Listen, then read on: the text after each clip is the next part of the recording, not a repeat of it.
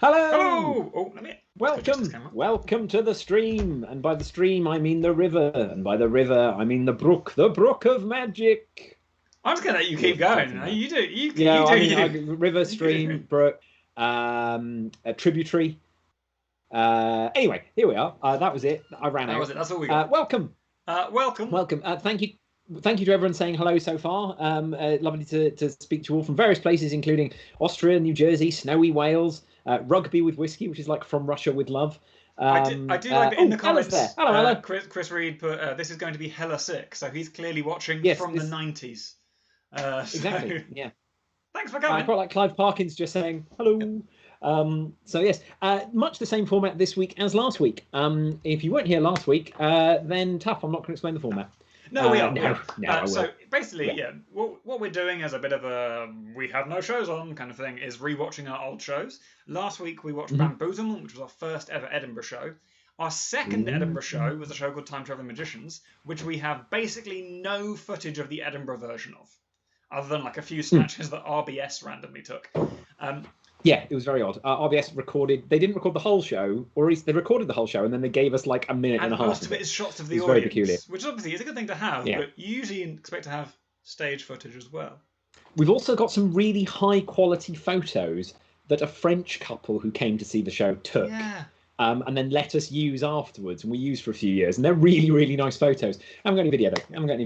Anyway, no video that. But after we did that show, in our sort of weekends and stuff when we were also working at the time, we would take our show to village halls around the UK, basically. And so this show tonight, it was called Time Traveling Magicians at the time, but was done in a village hall in Cheshire, probably on like a Sunday night.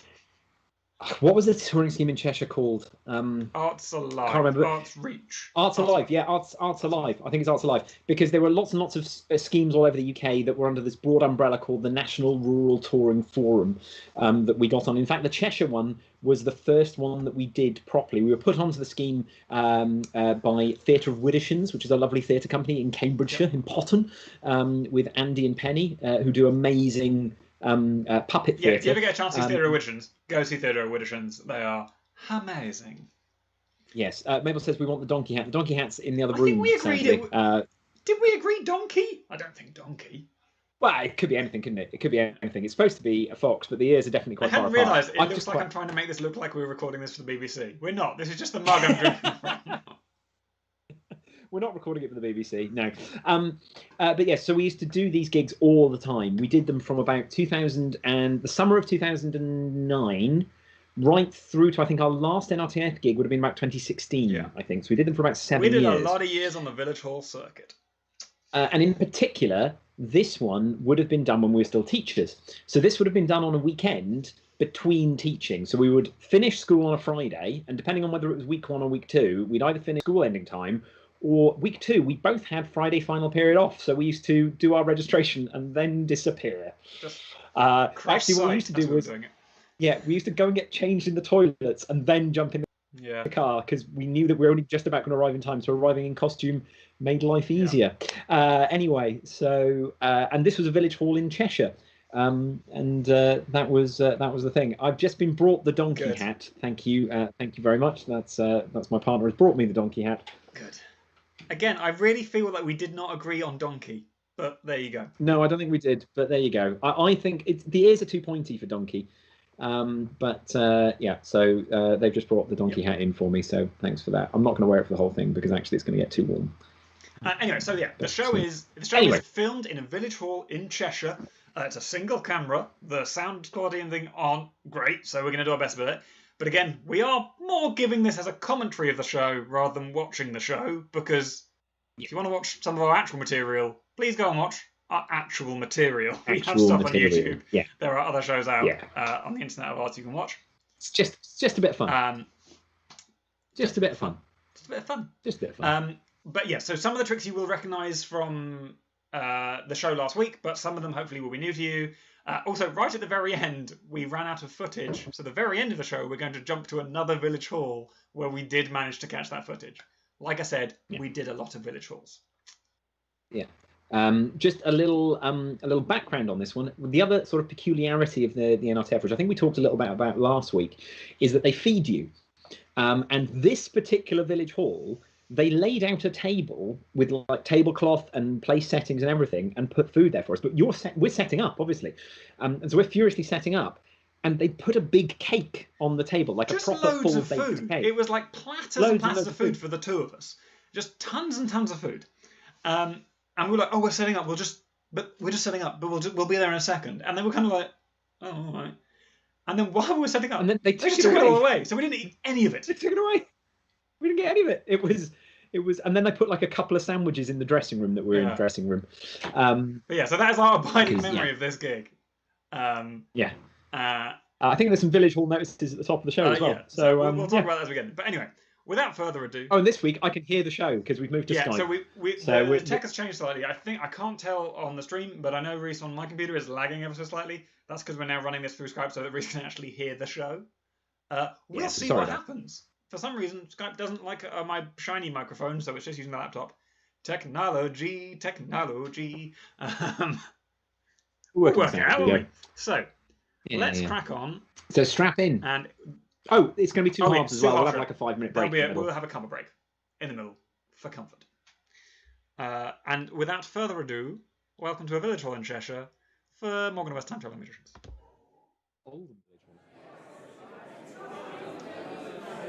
That table in the corner is the one they took the food away from. Yeah, so the one above Reese's head now. Then the raffle ended up on. Yeah.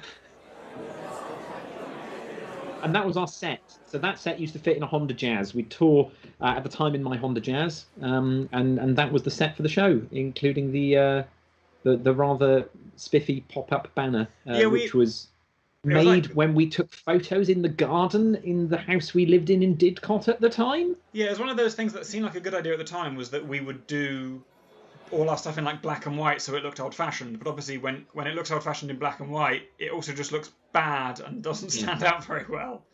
That banner didn't survive, I don't think, very long. This is the show, by the way. This is everything that happens. Oh, you're about to get someone doing parish notices. Here we go. Love a bit of parish notices at the top.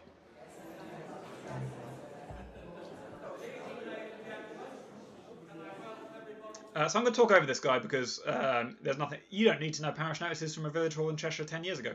But importantly, one of the things we always say when we do these gigs was, don't introduce us. Our music brings us on and asks for a round of applause, so don't ask for a round of applause for us, which is exactly what he's about to do.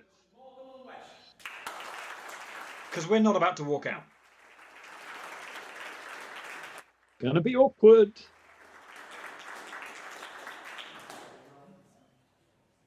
Oh, turn those lights off. Congratulations on your recent purchase of Tempest Budget's personal time machine. Two-seater model. Please travel through time responsibly. Ready? Let's go.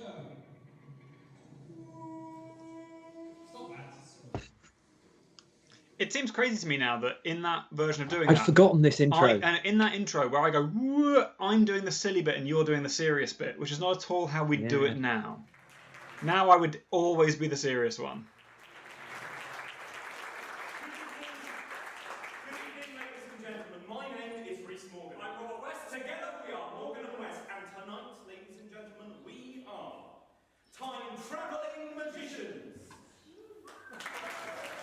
In case he's not showing up, that says rapturous applause. Being the Fun for All Family Audience Interactive Victorian Gentlemen that we are, this evening's magical extravaganza will contain no fewer than 20 audience volunteers. So the chance of you being involved are pretty high. And of course, should you be gestured to and we'd like you to get involved, there is one thing that we'd ask you to do. And that is say your name loud and clear so everyone knows. Can the recording go some louder, please, Rob? I can't hear the stream. I can only hear it coming from my computer. So if you can't hear things, my apologies. You madam, your name is in the paper? Jane. Jane, you're very much. So, whilst Rob is adjusting the volume, we always used to start the show by telling people how many volunteers we were going to use, and this was the opening trick. From last week, those of you that saw the bamboozlement watch through, this is the same opening trick. No, it's not. This is new. No, this is Cassandra. This is the opening trick from the 2010 Time Traveling Magicians, where essentially we get one person in the audience to name a card, and then they pick either of us and whittle us down until we're only holding one card, and then it turns out to be their card.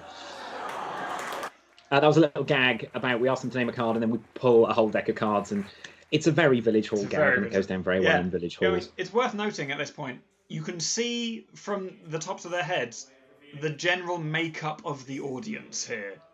And this is very standard for a Village Hall crowd, which is, let's say, the older end of the spectrum. Keep making this decision until we are left with one card. Now, Jane, it is very important that you keep your chosen card in mind as you choose either between Rob or myself. But of course, try not to let height or weight or attractiveness play a part in your decision. Reese or Rob? Very well, keep my half, and Reese's is eliminated. And this is one of those tricks and so we still do this trick today when we're doing Time Traveling Magicians but it's very different now. It's very different now. We never say Reese and Rob, we always say Mr. Morgan and Mr. West. The lines have changed because actually now Rob gets all of the lines about attractiveness and that sort of thing. And also, at this point, I was 19.5 stone. Now I'm about 13 stone, so we don't make the weight gap anymore. It doesn't work. Also, nowadays we're not so hot on the idea of fat shaming. Kind of bad. But at the time, there came a point when we were still so used to doing those lines, whereas like height or weight and making jokes about me being short and Reese being heavy, that it took us a while to realise that as Reese lost loads and loads of weight, those jokes just didn't make sense anymore. Yeah. It was like we were making fat jokes about a tall, thin guy, and it just didn't make sense. It was just really weird. Quite apart from the fact that they weren't nice or good jokes to make. They weren't okay to begin with. But the thing that made it really odd was when we were still doing them at the point at which we were going, who are you talking about? There's a lot of pausing in this trick as we ask, because the person is whittling down the cards between us. And finally, Jane, choose the card you would like to keep. So, Jane, you have eliminated every single card in the deck. Except for one. We didn't come up to you before the show. It's funny because, obviously, as the script changes, some of these tricks, certain lines last to this day. This entire speech lasts to this day. You are left thinking of one card, your card. And I'm left holding one card. If those two cards matched, I think that would be pretty amazing. I suspect the audience will whoop and cheer and be great. And so, Jane, on the count of three, remind everyone what your card was. 1, 2, 3. The Ace of Hearts! Our greatest fear when performing that trick is always the fact that they might forget what their card was. Yeah, which does somewhat, and obviously they've named it at the start, so the rest of the audience will remember. But it really kills the energy at that moment. It is a. Also, I've just had a message that a friend of ours, Craig, is watching. And if any of you watched last week, you'll remember Craig from On Stage. So the chances of us getting one of our old friends on stage in this gig, I'm going to say, is vanishingly small. Pretty slim, yeah. The timidest of Tibetan monks, that's right. The most mysterious of Mongolian miracle mongers, and the fakest of Indian fakirs. And tonight, we present. What is this trick? We're about to do blockhead, I think. So we're about to do the hammering nail into your head trick, which is from Bamboozlement. We were still doing it in the Village Hall. I'm pretty sure we were, yeah. Also, I know. Oh no, we're not. No, this is This is Seeing with the Hands. Oh right, so we don't know what's in this show. This. So we've got little googly eyes on our hands there. This was the trick that we did for the pilot of Penn and Teller Fool Us, that was filmed and never broadcast. The pilot was broadcast, but it wasn't. We weren't in it. So that first, if you watch the first Penn and Teller Fool Us that was on the ITV, and it had John Archer, and it's currently on Netflix. It's currently on Netflix. It had John Archer and Ben Earl and some other people I can't remember. Was Damon open? No, Damon got cut. Ali Cook. Ali Cook's in it. No, Damon got cut. We got cut. Noel got cut. Everyone else was in it. Richard Bell. Had a bunch of people on it. But we were one of the acts that filmed for it and didn't make the thing. And this was the trick we sent. But we filmed it in like our kitchen as the audition video. because we obviously didn't have this incredibly high-class footage. Craig just sent me a message saying he still has the nail from 11 years ago. Amazing. I really hope that's true. I hope there's a picture hung on it in his house. It's a 4-inch nail. It's going to go through some wall. So this trick essentially, it's if you've seen any of our code work on YouTube, or any of our Penn and Teller stuff, or any of the stuff on that, this is all this trick. It's that. This is where it started for us. And actually, with this trick. This trick comes from before. Oh, this got the name in it. This has got the full version. So before we did Bamboozlement, we did a show in Oxford called Box of Tricks, which in fact that is the poster for behind me. That was before we were Morgan West, before we did anything. And that show, Box of Tricks in Oxford, which basically 8 people saw, had this trick in it. And for some reason, we didn't. You're not missing anything here. This is just trick admin. We're just doing trick admin. We had this. We used this trick in our first show in Oxford. Didn't do it in Edinburgh, and then brought it back for time travelling for some reason. I don't know why we didn't do it in Bamboozlement. Will have noticed that if Carolyn were indeed an accomplice of ours, she would have answered that question in exactly the same way. Craig's nail is holding up a shed, by the way. Good. Quiet, you. Next, if everyone's happy we're not cheating at all. Cheating? In a magic show? Never. That deserves that line more. died. They didn't like that at all. It's funny as well. The village hall, because obviously the people who are in the audience for this show aren't here to see us. They're just here to see whatever is on in the village hall. And so people often did not know what the show was going to be. And sometimes they were very warm and lovely, and sometimes they just sat there in stony silence. I don't think this is one of the stony silence ones. But every now and then we'll have a joke that we deliver as if it's going to absolutely fly, and it will just bam like that. Oh yeah, this poster behind the real me. This poster here. Chris, in the comments. So, A friend that we couldn't possibly know. Could you write the name of that friend on here nice and big, but hold it flat so the audience can't see very well? Whilst you're doing it, Carol, you took out your bank card after this was blindfolded, correct? Yes. So is there any way you could have seen the information on that bank card, either now or before the show?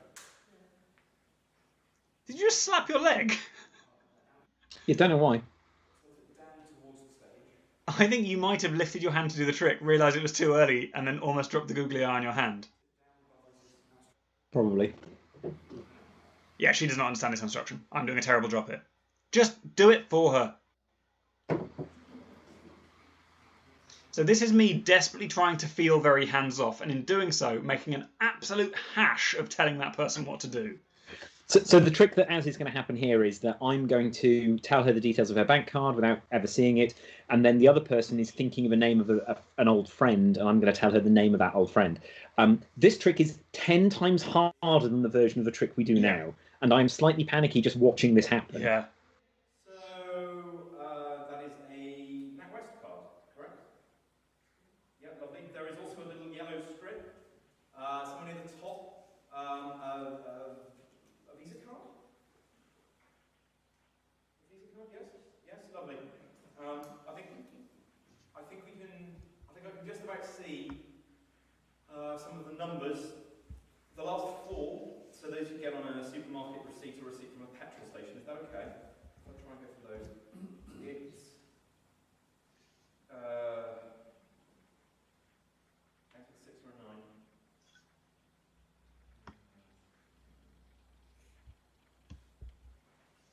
Starts with 3. 3, 5, 2, 3, 2, 3, 2, 5, 9. Karen, you read up the last 4 digits of that card? 3, 2, 9, 5. Oh! I got it wrong. You got it wrong. You got it wrong live on the internet. I'm holding huge amounts of information. Yeah, like Reese this. is holding so much information in their brain right now. It's Just in case the unfathomable fantastitude of this feat of seeing with the hands has escaped you, allow me to recap. Ellie, you blindfolded Reese to your satisfaction, yes? Oh, definitely. Before you ever even thought of the name you have written in front of you. Yep. Carolyn, before you ever took out I'm really worried now this name's not going to hit either. your bank card, which was I think it's Rose. No, that was Box of Tricks. We know what some of you That was it. Some of you will be probably saying that this incredible demonstration of seeing with the hands This is so laboured and awful. case of me reading the minds of the people on stage with me. I stand by that as quite a good line. It's a good line. It's a I good line. remember Alan Hudson, who's a magician we know, once saying to us, I think when we were doing recorded Pansel stuff, saying that was his favourite line of ours that we did, is obviously you assume that we're just reading these people's minds. But it really stands out in the mind's eye. In day-to-day life, we may use these powers to cheat at the occasional game of Pontoon, or possibly even script Pontoon, where it can be useful to know that your opponent is holding the ace of clubs or the seven of spades or whatever. wow, this is wordy, isn't it? Oh my god, this is This ugly. is an ugly, ugly bit of work. I appreciate for the non-magicians watching, this is flying past you and you're wondering why we're talking over so much, but for any magicians listening, you'll be going, that felt very obvious, and it did. Yes, it really did. There's a much better way of doing this now. Yeah. Oh, that was ugly. It would really build dramatic tension. That's quite a good line as well. We should use that. DMSSMD says, I loved it when you used to drop the card in the bowl after the pocket change. The pocket change trick comes 2 years later, and then we combine the card and the pocket change when Andy Gladwin crashes his car before making it to a gig of ours, and we had to do a bunch of tricks in a row quickly without any notice. This is quite long, isn't it? It's quite a long name, I think. Maybe 7 or 8 letters, something like that. This, at the end, there's quite an open-looking letter, a W, maybe, with an... Yeah, there is. Sorry, that's gone. It's completely gone. Oh, God, you screw this up. That's unusual. That's kind of come over in a thick blue mist, a very blue mist. That's all I can describe it, really. You're probably thinking of something else right now. What's your favourite? No, because we do their favourite colour. Blue. Please clear your mind. Oh, that's laboured. Oh, my God. Very briefly, your mind is turned back to girl, isn't it, that you're thinking about? Because we do their star sign, their favourite colour, and the name they're thinking. Oh, that's a lot of information. Yes! It was awful every time. No, it doesn't really know.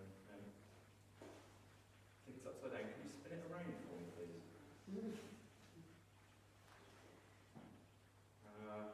Gag there, doesn't land. I quite like that.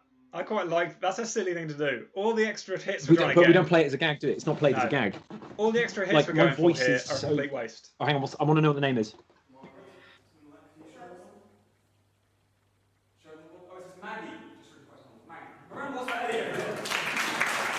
Yep, fucking it up. Screw that as well. Yep. Hilariously, I can tell you why. I mean, I'm sure you can, yeah.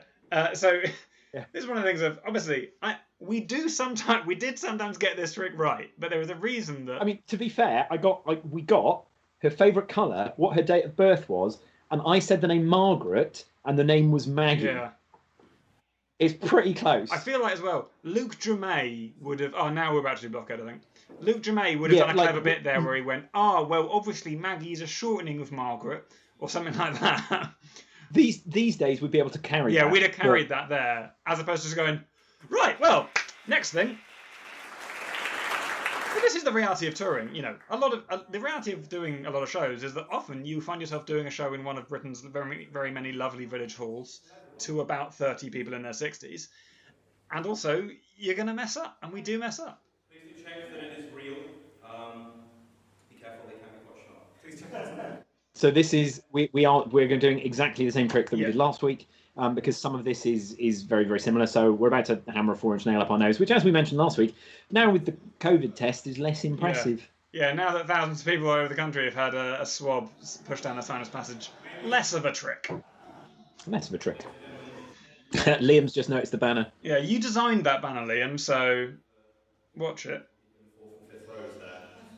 I don't think he did. I think I Did did you it. do that? Is that the one of Liam? I think I did Liam, it. put in the comments if you designed that. I think I did it.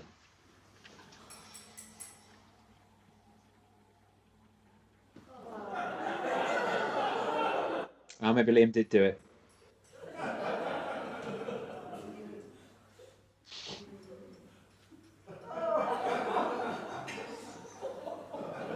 It's always used to go down well with the Village Hall crowd.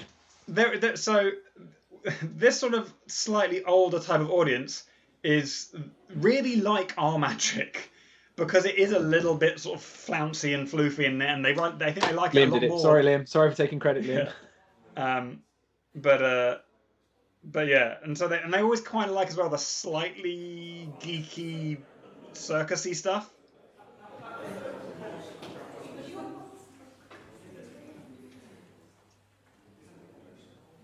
Also, it's quite funny because I can hear this week rather than last week where I couldn't hear anything.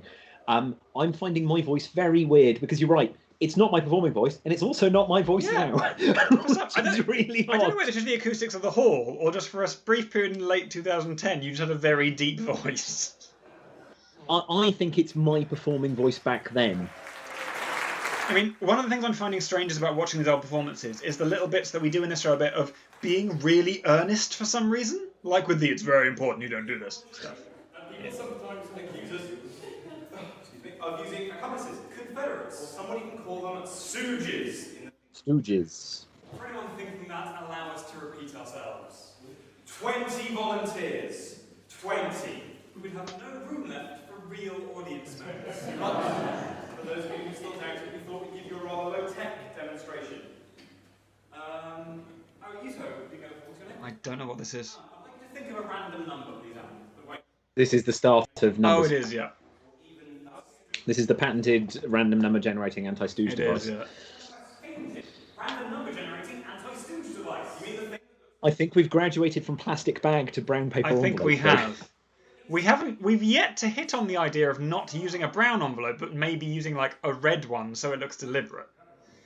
Yeah. But we have at least, we are no longer using like a plastic A4 folder that you'd put in like your school folder.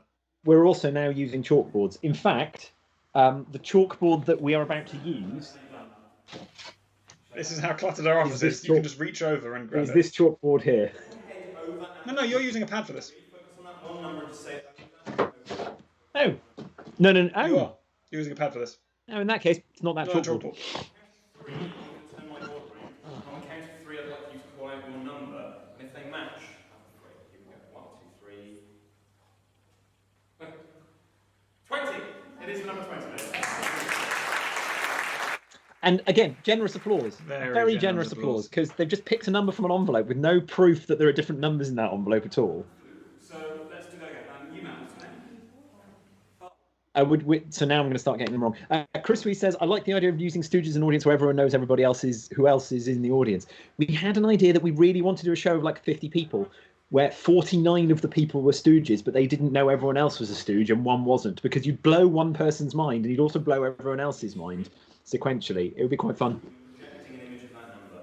Really seeing that nice and big. You can see that number nice and big. This is Reese's best Darren Brown impression here. The shape of that number, just like that. Got to start somewhere, haven't you? Oh yeah, we really stand by. Again, Reese is going to guess a series of numbers wrong. Those the saw bamboozlement will know where this trick is eventually headed. But one of the things we really stand by with when you're starting out magic is that copying people's good, because you will pick things up from them that you aren't aware you're picking up when you first start doing it. And then when you start to write your own scripts and do your own material, and you go, why isn't that working as well? You go, oh, it's not what they say so much as the fact they're giving it a process, or the fact that they're doing something with it, or the fact that they're making, especially mind reading, which can be a very boring thing to watch. They're giving mind reading a physical process that you can observe. And after a while, you realise that you don't actually need to use the same process Darren did. You can make up anything you want because it's all fake. Warm up your amazement muscles. It's time for Morgan & West's trademark biscuit trick. Bear witness. So a year and a bit later, we're still doing the vanishing biscuit bit. I wonder when we cut this. Because again, the biscuit trick is still part of our repertoire to this day. We don't perform Time Travel Magicians very often. Not that biscuit trick. The full guessing people's biscuit trick that's about to come. But when we perform Time Travel Magicians as a whole show in the future, we will be doing the upcoming trick there. And I can't remember at what point we cut that vanishing biscuit bit, because it is Jerry Sadowitz's. Number 1. Also, we got this pad professionally printed. Liam, who's currently watching, was our designer at the time. Also, designer of this rather fetching shirt that I'm wearing that says Corner Jones here. which was a birthday present because people were under the misapprehension that I only ate korma because that's what I ordered in Indian restaurants because I liked korma, not because I didn't like spicy things. I just liked korma. So I'm wearing a shirt of the period, Liam. But there you go. Selection pack. The pink wafer was still little more than brightly coloured cardboard. Yes. It's also worth noting at this point a costume note. Obviously, our costumes have changed quite a lot from the bamboozlement video. I'm actually wearing dark green. It's just really not showing on the colours here. I think Reese, are you in dark red or is that black? That one you're wearing, do you think? Dark red. Dark red. So we are wearing more colour than it looks like. This isn't. Also, we got our sleeves rolled up because we thought it was important to have our sleeves rolled up because magicians need to have their sleeves rolled up. Even though it looks really stupid. Yeah, it looks and very means odd. we can't take our jackets off. CME00 says, would Brown be your favourite mentalist? He's one of our favourite magicians in general. He's a good egg. Darren, if you're watching, he won't be watching. He won't be watching. Right, the name of your biscuit down there, verification later, nice and big. And then go and line up on that side of the stage behind Reese. If you see that someone else has chosen your favourite... So something's either gone wrong here or someone is taking a very long time to get to the stage. Because we should have 3 volunteers and I can only see 2. I can only see 2 as well. Oh no, I think that's someone working their way around the back. I think it's just classic slow village hall. Oh, me? Oh gosh, all right then, hang on, I'll just put down this glass of wine and this cheese that I found somewhere and then I'll take my coat off and then, actually, I'll go this way. Classic village hall. Also, I'm doing a really bad job here as well, in that if you watch us do this trick today, I would be managing these people because they've actually done quite a good job of guessing where to stand, but who knows where they might have stood? I'm not telling them what. Oh, we used to ask for a Shazam to tell me that everything was done because we thought that was funny. Oh, also, that piece of paper that they're writing their things down so we can check later is stuck down. And once we said to someone, just tear the piece of paper off, and they tore an entire sheet out of the pad. Thus destroying that was Latch's anti-hoot at midnight in the Gilded Balloon, second day of the Edinburgh Fringe 2010. Yeah.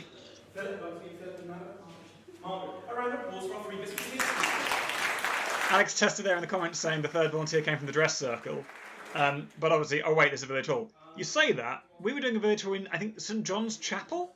Or Hexham that had the dress circle. Is the Queen, we've had one that had a little tiny upstairs bit that a few people sat in.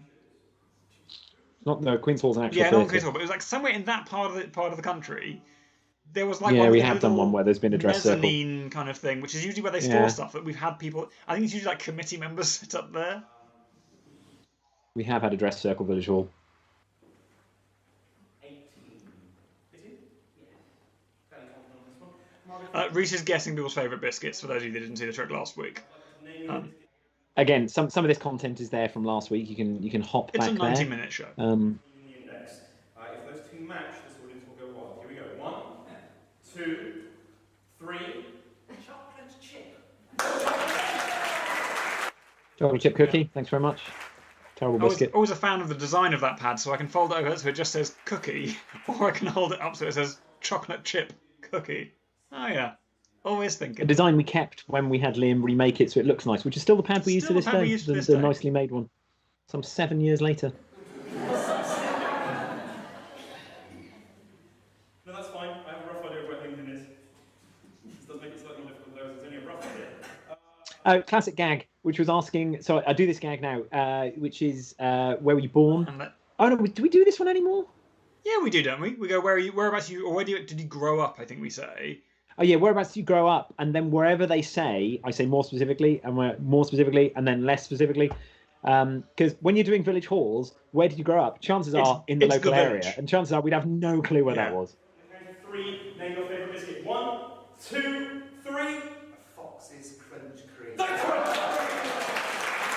And we have Crunch Cream because if you're doing very middle class village halls, the Fox's Crunch Cream is more common than you think. It's a common biscuit on the old biscuit tray that goes around at half time.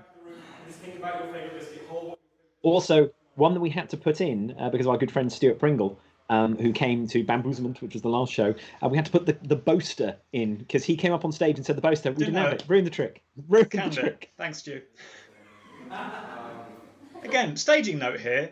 Nowadays, when we do this, we would bring that person to the middle so that the staging isn't weirdly offset. We probably have lights. The things you learn, we'd probably have lights as well. as you may have realised from the start of the video, the lighting in these halls is always just a bunch of switches on the wall. So there's always a period before. So someone in fact did ask in the comments, do we prefer being able to see the audience or not? It depends whether the audience is reasonably full. If the audience is reasonably full, I'm quite happy looking at the audience. If the audience is half empty, I don't want to see the fact that it's half empty because it does throw you off. Especially, again, like we said, my timing was way off. That chocolate, he got chocolate digesters out of this. He did well, didn't he? And that was McVitie's chocolate digesters as well. They're not supermarket knockoffs. We didn't go home brand. It's worth pointing out that, like we said, these audience aren't really here to see us. And so one of the things we find is that when we're doing these kind of shows, you give them we're just not really engaged in the show, and so almost every Village Hall gig we did, one person fell asleep at least. And so being able to see the audience when you can see someone having a kip in the back is always a touch depressing. So that's me guessing. Yeah, that's Reese guessing numbers wrong there. That might in some way pay off at the end of the show. Trustworthy countenances and cracking good moustaches. Some people believe we achieve the miracles we have seen so far this evening using deception, devious deeds, and downright dirty tricks. But of course, ladies and gentlemen, good bit of scripting. Nothing is further from the truth. And so we now present a feat of the uncharted capabilities of the human mind, using nothing but astute observation, cognitive extrapolation, and good old rational thinking. And where better to I quite like this bit of... Again, what happened to these kind of bits we used to do? We just canned them, didn't we? We got less pompous. We got less pompous, yeah. Sherlock Holmes, whose fictional works in crime... Oh, God, this trick is a lot of work. This is a lot of work, yeah. There was a later version of this trick that... So, this show we think is autumn to winter 2010. Like, late 2010. The next show that we did at Edinburgh in 2011, which is the show we will watch this time next week, was called Crime Solving Magicians.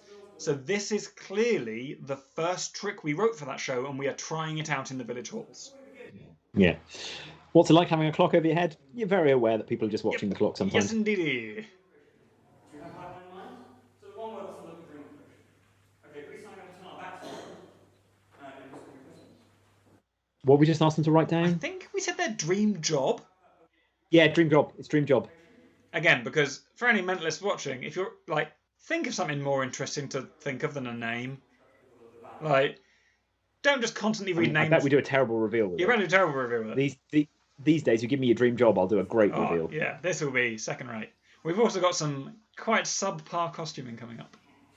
Now, in order to effect this feat of super-supery, we are going to be extracting information regarding your secret underground lair.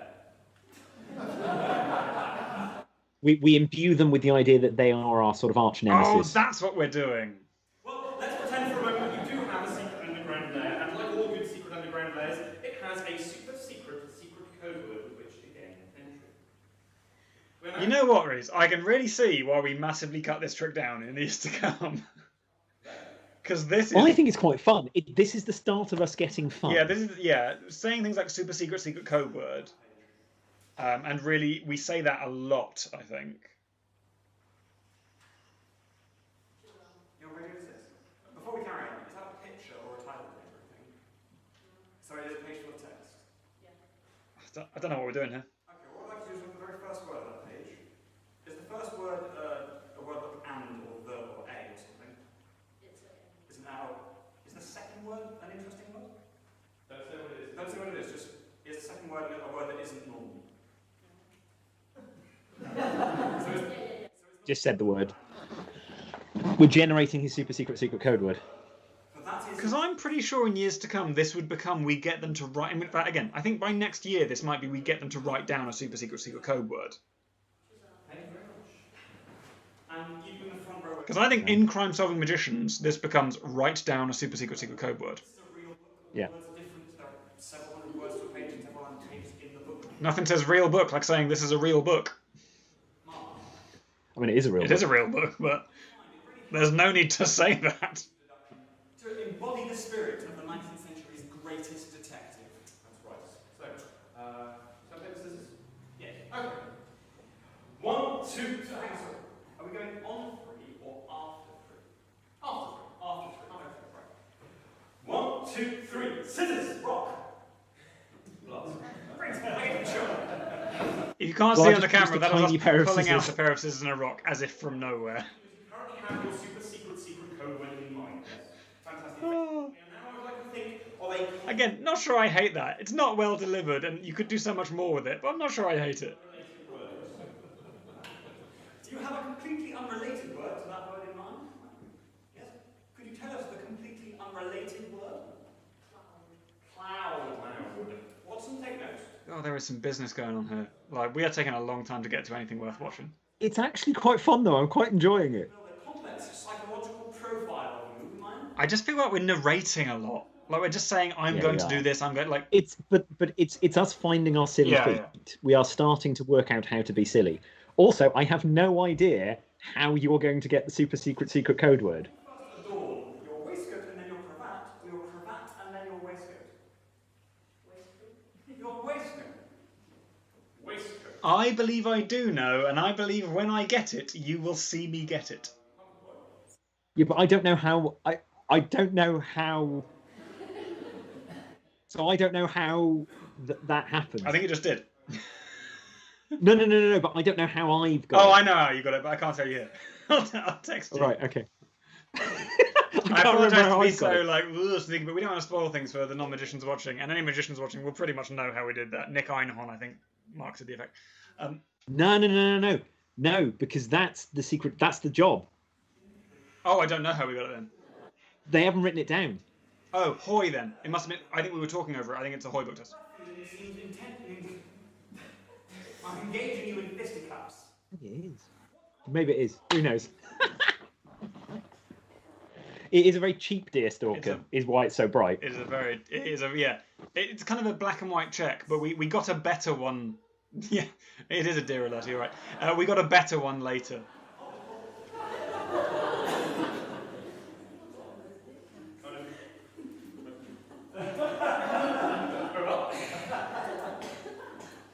Okay, I don't hate this. So, Mike, now, all I need to do is, starting with your completely unrelated word, cloud, and using the answers you gave to the psychological profile, is work backwards through your cognitive process to work my way back to your super secret code word, which you originally began with. Simple, really. Elementary, my dear Watson. So, you answer for the waistcoat, and then milk first, and then... There, you're talking now. So, you want... Yes, I have it. Fantastic. Bit of acting from me here. You can see why we became magicians. I'd like to exclaim to the room at large, by Jove, he's got it.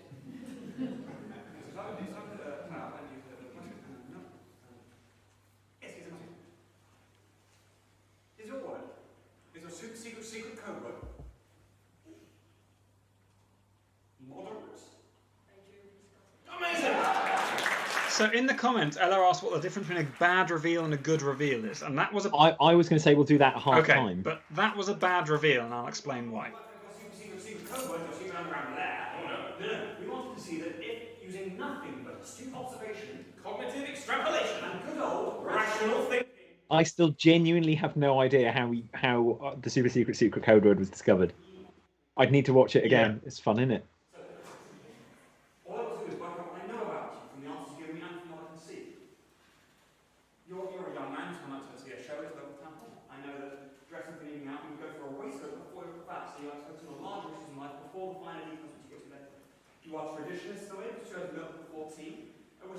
Also, you are talking at 1,000,000 miles an hour. I talk fast at the best of times, but this is ridiculous. Low down, low center of gravity. The random word you chose was cloud. It's closer to your current performing voice, though. Yeah, weirdly, my Sherlock voice is much closer to Mr. West's voice than my regular the other voice I'm doing.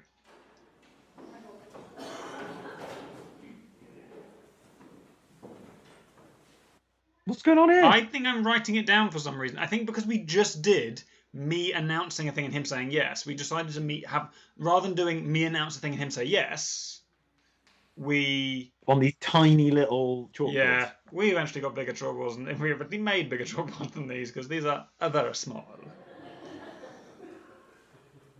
I think you're writing a comedy answer. I think I'm writing a comedy answer there and scribbling it out. I have no idea what that says. We'll find it now.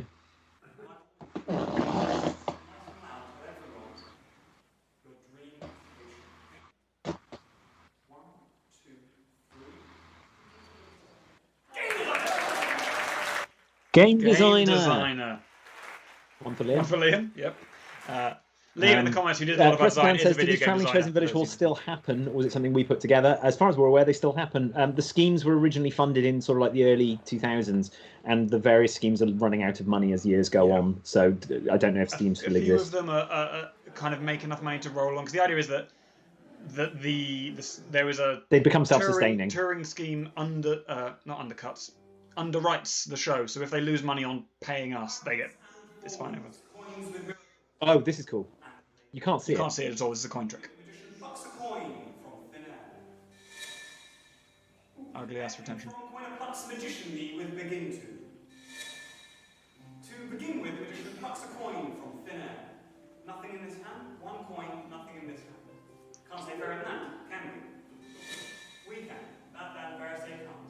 Hand this in nothing. Coin one, hand this in nothing. Nothing in this hand. One coin, nothing in this hand. Can't say fairer than that, can we? So that's one coin, until this one appears. Of course, then we've got two. Two got we then, of course, appears one this until coin one, that's so. So that's one coin until this one. So essentially, you've now got the gist of this. Yeah, you can't see what's going on here. So I'm doing a cut. I think this is still on our YouTube page. You might have to go back through the old videos where you can actually see what's happening. It's a really nicely written bit of script where it flows forwards and backwards and a coin keeps appearing and disappearing. It's really cool. It's a trick we were very proud of at the time. There's a couple of reasons. It's not for stage. There's a couple of reasons we don't do this now. Firstly, coin tricks do not belong on the stage. This room has maybe 30 people in it, and this trick is too small for it, so you cannot scale it up. I appreciate a lot of performers would, when doing this, have a video camera on them, but as far as we're concerned, that's watching TV. That's not performing on stage. Also, interestingly, we don't have a remote, so I am doing the music manually, which is why there's been no other music at any point. Oh, there has been no other music at any point. That's because we're doing it manually. We are doing it manually. Which makes me wonder if the remote didn't work because we had music, and so I think I've gone back to run it because I don't think we were running it manually. I think we were running it by remote. Yeah, because we had that little flat remote, didn't we? It clearly wasn't going. I think something's gone wrong, and I had to go and run it manually. The other reason, as well as it not being right for stage, the other reason we don't do the trick anymore is that we do not do tricks that one of us does anymore, and there is nothing for us to do in that trick. This is a lovely bit of business. This is a bit of business that I remember very vividly doing at a private house party at Christmas 2009 in a house that's now only about 3 streets away from where I currently live, on their stairs, because they wanted us to start doing a trick on some stairs and then run down into the living room and do a show for 7 people. That was a weird gig. A lovely gig, but a strange one. We also had to go there in a taxi, I think, because I'd written off my car. That's true. And we would like to invite one of you to the stage to act as the independent adjudicator for the night.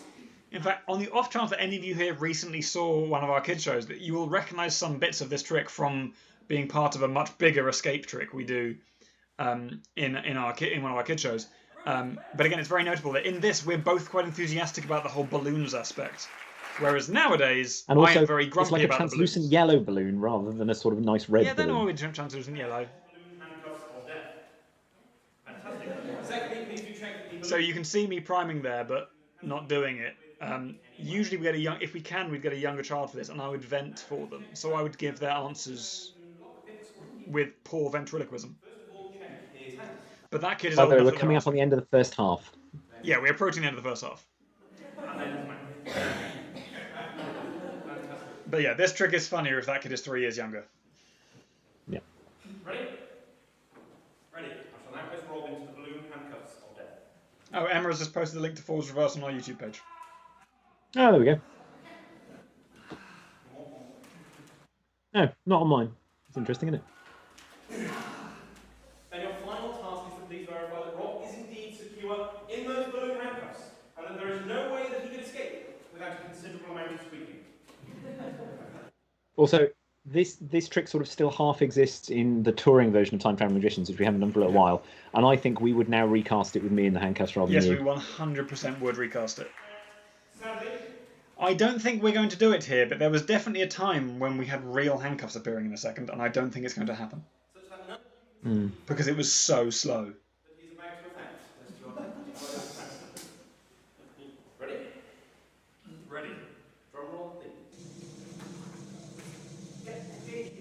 I know the remote is working. I think you were just hiding during Force Reverse. Sorry.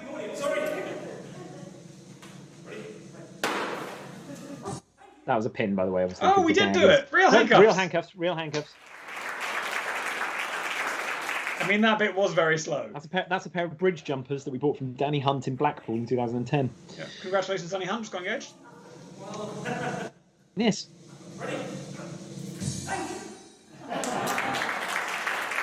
In fact, we didn't buy them from him in Blackpool. We bought them online, and I had to chase him for them for forever. Also, the internal logic there is very odd. We clearly liked the idea of going from balloon handcuffs to real handcuffs, but then we went to a balloon dog, so you can see why we cut out the real handcuffs bit. By the way, Emma putting the Force Reverse in the comments hasn't come up for me. Has it come up for anyone else? Just going to run a dog for a bit. Well, her clapping has come up, but I haven't got the link to Force Reverse.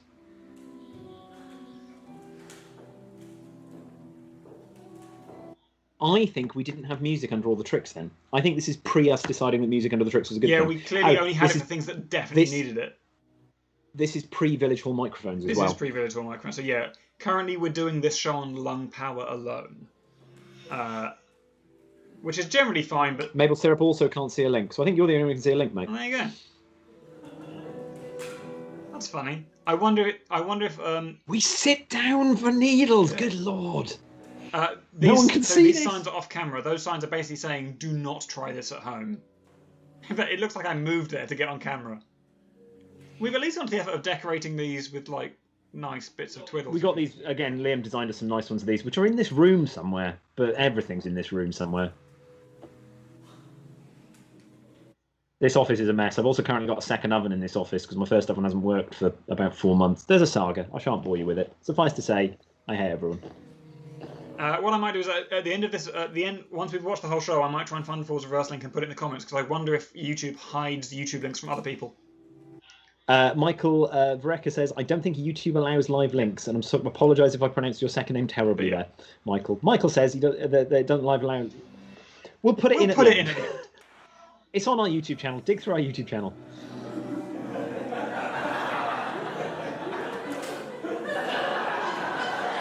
That's a bit we don't do anymore because the staging of it now is slightly different. But I did always enjoy when you'd give someone a dog and a pin and they'd pop it and you got to look at them and go, "What did you do that for?" Yeah, why did you do that? You horrible person. Obviously, again, was this in Bamboozlement? It wasn't, was it? No, this is Time Traveling. This is a trick, again, we still do to this day, although less so in COVID times. You cannot see this at all on the video. So hilariously, essentially this is a version of the Indian Needle Mystery, which is a probably inappropriately named trick that Houdini popularized, where the idea is that Teller does it in Penn and Teller show. You eat a bunch of needles and eat some thread and then spit out the needles on the thread. Job done. That's the trick. And you will not see it at all on this video, but you will get a sense of what's going on. Half this audience didn't see it because we sat down. But we do it in corporates and stuff like that. In fact, one of the last gigs we did was the end of February, doing a corporate for in Stratford-upon-Avon, where weirdly the hand soap in the gents' bathroom had completely run out because everyone at that point was obsessed with constantly washing their hands. And I made someone feed me needles and pull a string of spitting needles out of my mouth live on stage. Which, in the current unprecedented times, seems like an insane thing to do. Yeah. We also had fish and chips for dinner. We did. We were the last people in that fish and chip shop in Stratford-upon-Avon. Not ever. Although, given what would follow in the coming months, maybe. I remember when we did this trick in Edinburgh, because this was part of Time Travel Magicians in Edinburgh, our friend Chris Cox came to see it, who's a mentalist and performer friend of ours. And just after the show, the first thing he said was white thread, because in Edinburgh we used black thread, which against my very dark costume is very hard to see. It's also very hard to see on a camera from 2010. Yeah. Basically, I'm going to get some... my tongue is sticking out, because there's little I enjoy doing more than this.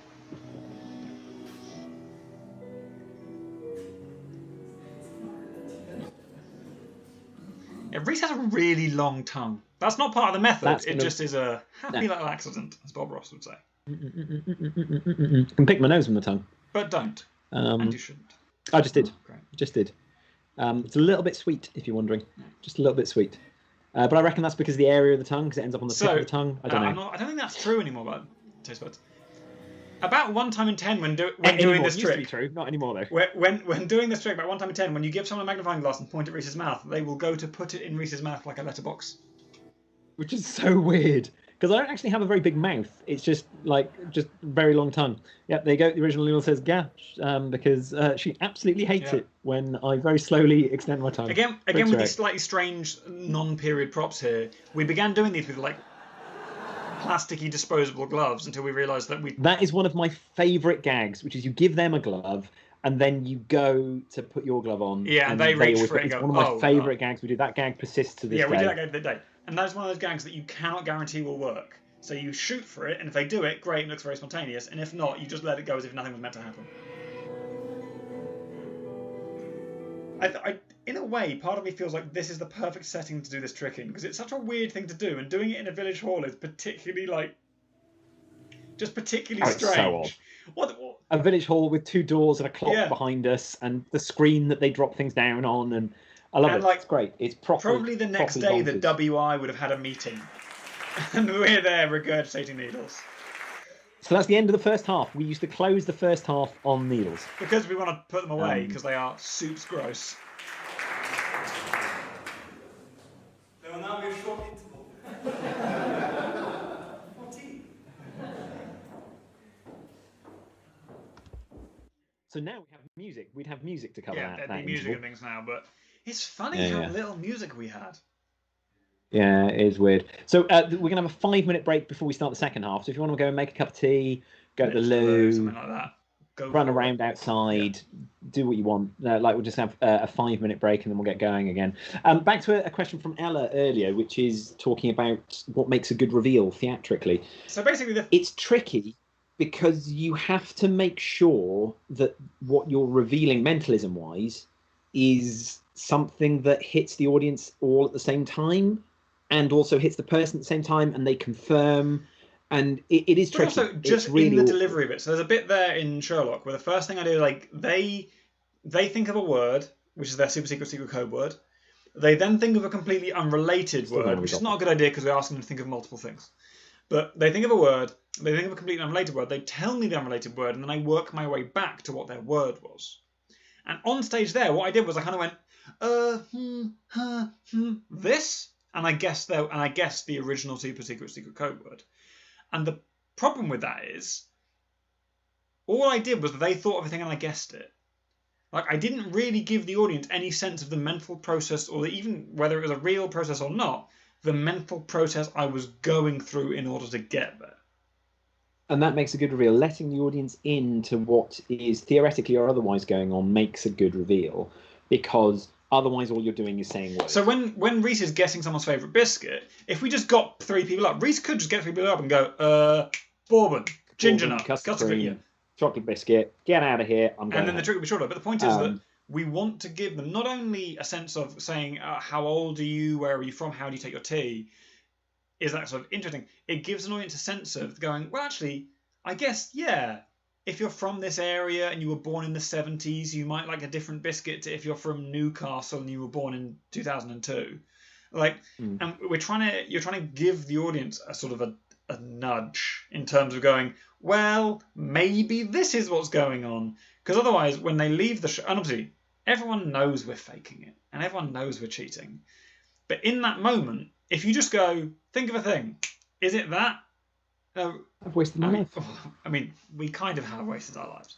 But but in that moment, if you just guess it and move on, they might go, how did he guess it? But it doesn't take long to go, I mean, obviously, he just knew. Whereas... so you have to... You're telling a story. You've got to make it interesting. You're telling a story.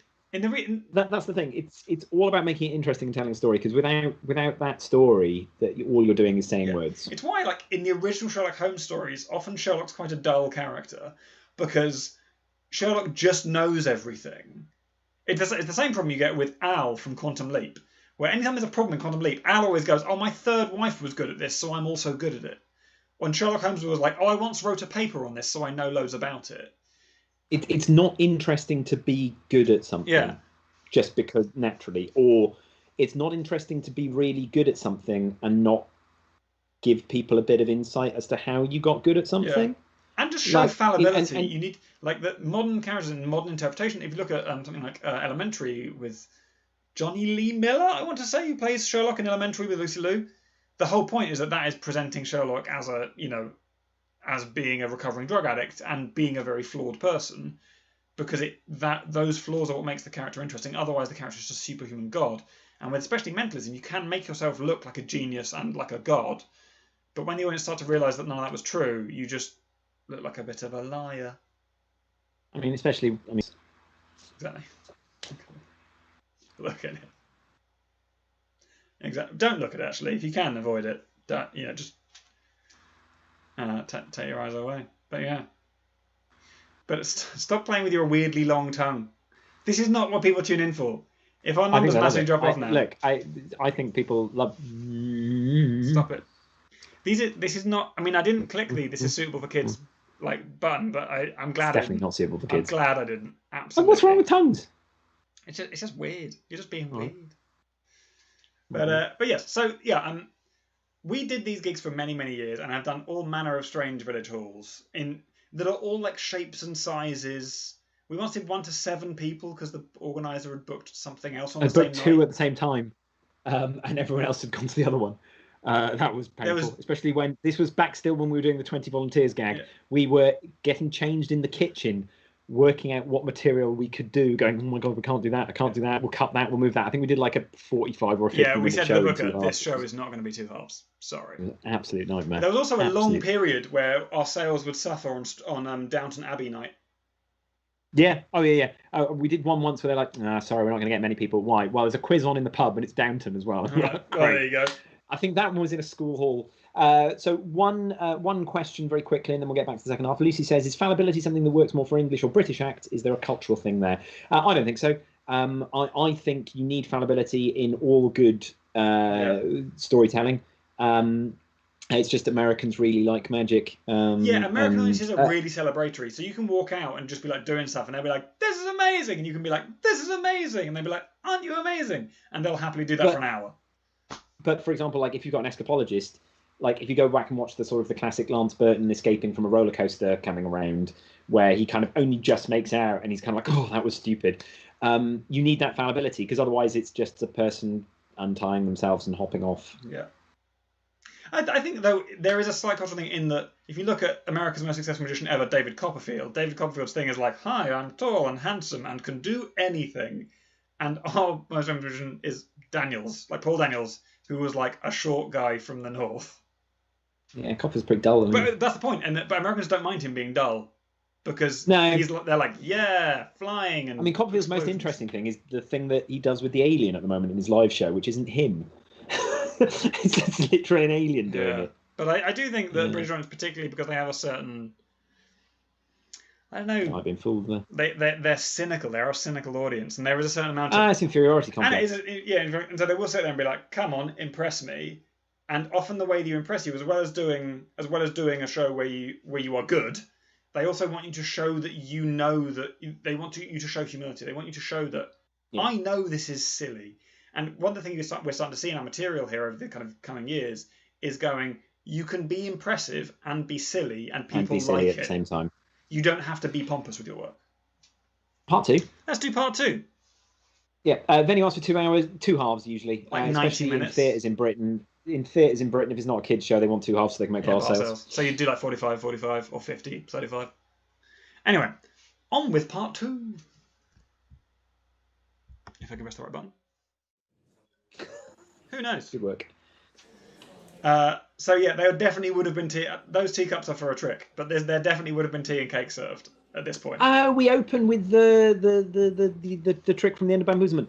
Go back and watch this trick at the end of bamboozlement. It's quite a fun trick. Here you won't see it properly. It's framed better. So this is different. So because some of the loads are slightly different in this one, but the shot from we're the other way around. We stood the correct order. Stood the correct order. Little things like that, which become very like intrinsic to the way we work. Of like what side we stand on. Took us years to work out.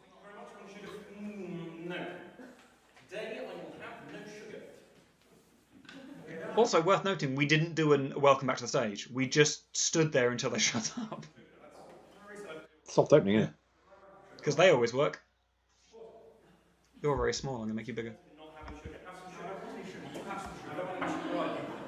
Maybe like that. That's better. There is one sugar cube. There is one sugar cube. One sugar. One other sugar. One other should have the sugar. So whichever one has the sugar and they have, I think you probably have the sugar. Whichever one has the sugar and they should have the sugar. Yes, they should. I agree. Yes. Okay. Fantastic. Tea. Again, like there's a fundamental problem with this, which is it's quite a nice routine, but because we're constantly talking, people have no idea where they're supposed to be looking. Yep. And the distance between your mouth and, well, especially imagine like that guy in the front row with the glasses and the silver hair. To look at you speaking, he is nowhere near looking at the table. Yeah. If you put the milk in first and then burn it, the milk gets involved. Good. What's that?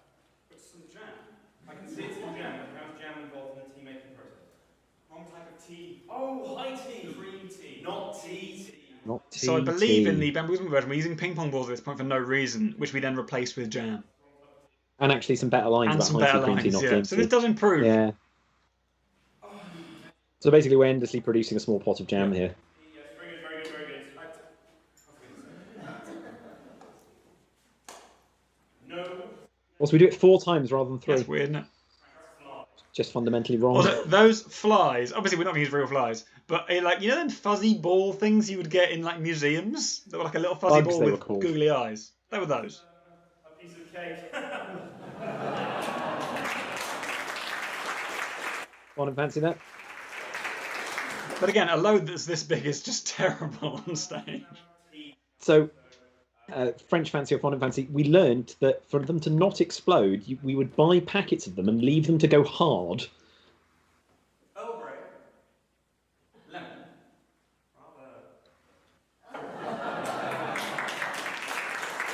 And we would leave them to go hard, and that would allow us to use them for about a week. And then there was a critical point where you could start to feel them crumble a bit, and you had to get rid of them. You had to buy a new packet. We have a string of time-travelling apprentices in our wake, and tonight is no different. That's right. It's that time of the evening where we teach. This is Wizard in Potentia. Oh, it is! Hello! So this was opening for bamboozlement. Yeah, this is wasn't the first trick from bamboozlement. And we'll explain what's going on here, because there's some signs here that the camera will definitely not pick up. So we get a kid up and we get make a kid look amazing, basically. Aidan, before we can make you over to Cheshire. Nothing funnier than a kid in a big hat. Bowler hat, not top, though. Oh, yeah. Thank you very much. We need you to swear to the magician's oath.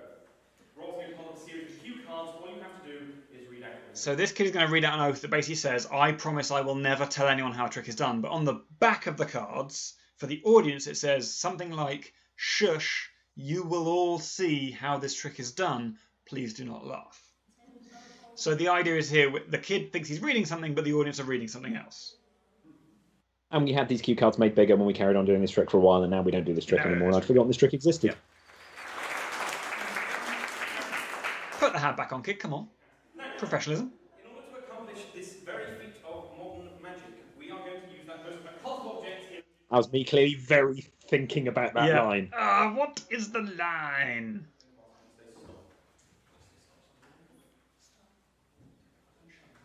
Please don't show anyone. He just flashed that to the audience. Magnificent.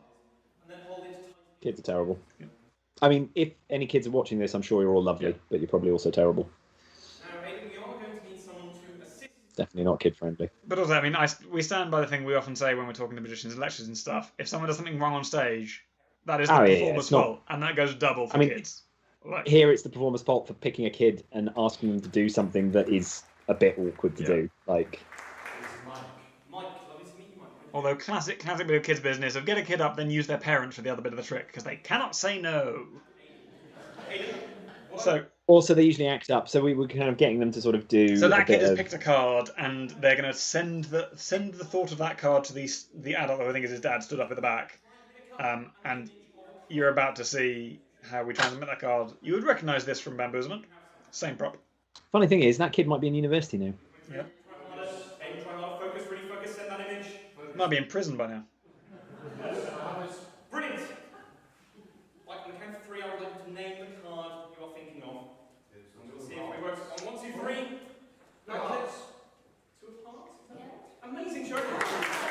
classic mistake we Also, make you throughout pick this show. their parent for this, because if you don't pick their parent, you sometimes get someone who decides to deliberately get it wrong to be funny. Yeah. Whereas if you pick their parent, they're not going to deliberately get it wrong. Yep. Oh, if you have sworn. Oh, yes. Which I think goes especially for you, but also for everyone else here. That you should never tell anyone how a trick is done. And so, Rob is now going to wrap an elastic band around that deck and hurl it out amongst you. If you see it winging its way, So there is one thing that we ask you. probably the other problem, we do this a lot in this show, and only one watching it back do you realise we do a lot of saying to someone on the count of 3, I want you to, and then we tell them what we want to do. And audiences always Rather than just saying- hear, I want you to do this. Yeah. You don't need to count to 3. You can just say, Steve, what card are you thinking of? Whereas if you say, on the Also, count of we don't need to talk. We talk far We too talk much. far We talk too much. all the time. Extend your hands, lift up, maybe somewhere near the middle, take a peek at one card and one card only. Remember that card, then let go, so it still remains in its elastic banded package, in order that it may be hurled on. However, before you hurl it on, I would suggest that you warn someone that they are about to receive a deck of cards. But The thing we have got right is in this sort of situation, you do need to give people very specific instructions. The thing we haven't got right is giving them interesting instructions with gaps in. let's go. Warn. Be ready to receive whoever that was directed at and throw. Brilliant! Excellent!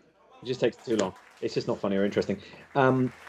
Ella says, do you have a scripted response if the person deliberately says the wrong one? In that trick, I don't think we did, but I think we worked out if you just get a parent, Yeah. it's fine. in general, we try not These to prepare for that days, kind of thing. we are much better at audience management than we used to, and it's very we have ways of dealing with it, essentially. Often, especially when in that kind of trick where we're trying to make the kid look good, and the person doing it isn't, rather than making us look bad, makes the kid look bad. Usually, a withering look or a sideways glance at the audience, as if to say, "Get this guy!" Like, what a tool is enough to make them, and or we'll give them a chance to do it again. Sarah says, do we have scripts for all of these shows saved down to refer back to? Most Almost of them. all of We've them. got scripts for most things. The one problem is that our scripts, as they evolve, we do sometimes update them. So some of them will have been saved over. So we might not have these exact versions of the scripts. We will have the version of whatever trick these tricks became. Yeah. This is actually an interesting bit of texture when we come into the audience. Yeah, we didn't do enough. So here, rather than just, again, correctly guessing 3 cards that the audience members looked at, rather than correctly guessing the cards, we've done a bit of, and there we've discussed them as if we might not have already known them. Yeah. Bit of texture. Don't hate it. Don't mind walking into the audience. Wouldn't do it now. Yeah. Haven't got So that that script. basically is 3 people look at cards. We tell them what their cards are. Great. Standard magic trick. Standard. Mabel Syrup says, what counts as an interesting instruction? Usually the way you deliver it, or if there's an interesting instruction is something that is very clearly delivered whilst at the same time having something about it that isn't just the instruction. And it is that same thing of, it sounds silly, but... Oh, we got one one wrong. That'll be someone has misremembered their card, because that trick you cannot get wrong. The other thing is that you can just deliver instructions in an interesting way, just the way you say it and the way you deliver it. And a huge mistake we're making in this show a lot, as well as doing I'm going back to the numbers. The running theme in this show is the numbers. It ties the two halves as together. well as doing that on the count of 3 say this when there's no need to say that. The other thing we do is we often tell someone what they're going to do and then tell them to do it. That we could just throw someone the deck and say, hold it face down in your hands. Now, it would be easier, because you have to repeat that every time anyway. There is no point doing the bit at the start where you tell them what they're going to do, and then, because you're just repeating yourself endlessly. Not just the harsh reality of performing show after show, every night a different town, and in our case, a different century, nor the constant challenges for magicians the world over. This is the old version of this. Shut down with legal proceedings, and in some cases, decidedly illegal proceedings.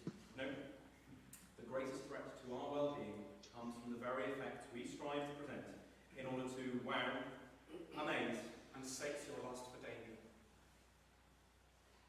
And so tonight, ladies and gentlemen, we present an effect known the world over simply as the bullet catch. That is the ooh of an audience that 100% knows they're not about to see a bullet catch.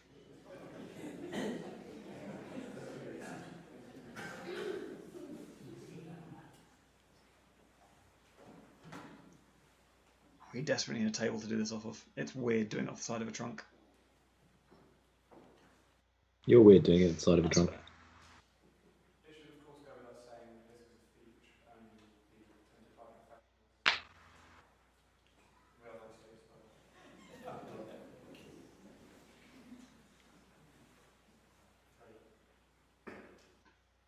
Worryingly, I think my internet is about to go down. Well, that'll be interesting. If so, I'll pause and wait till you get back. I'll just answer questions. Be fine.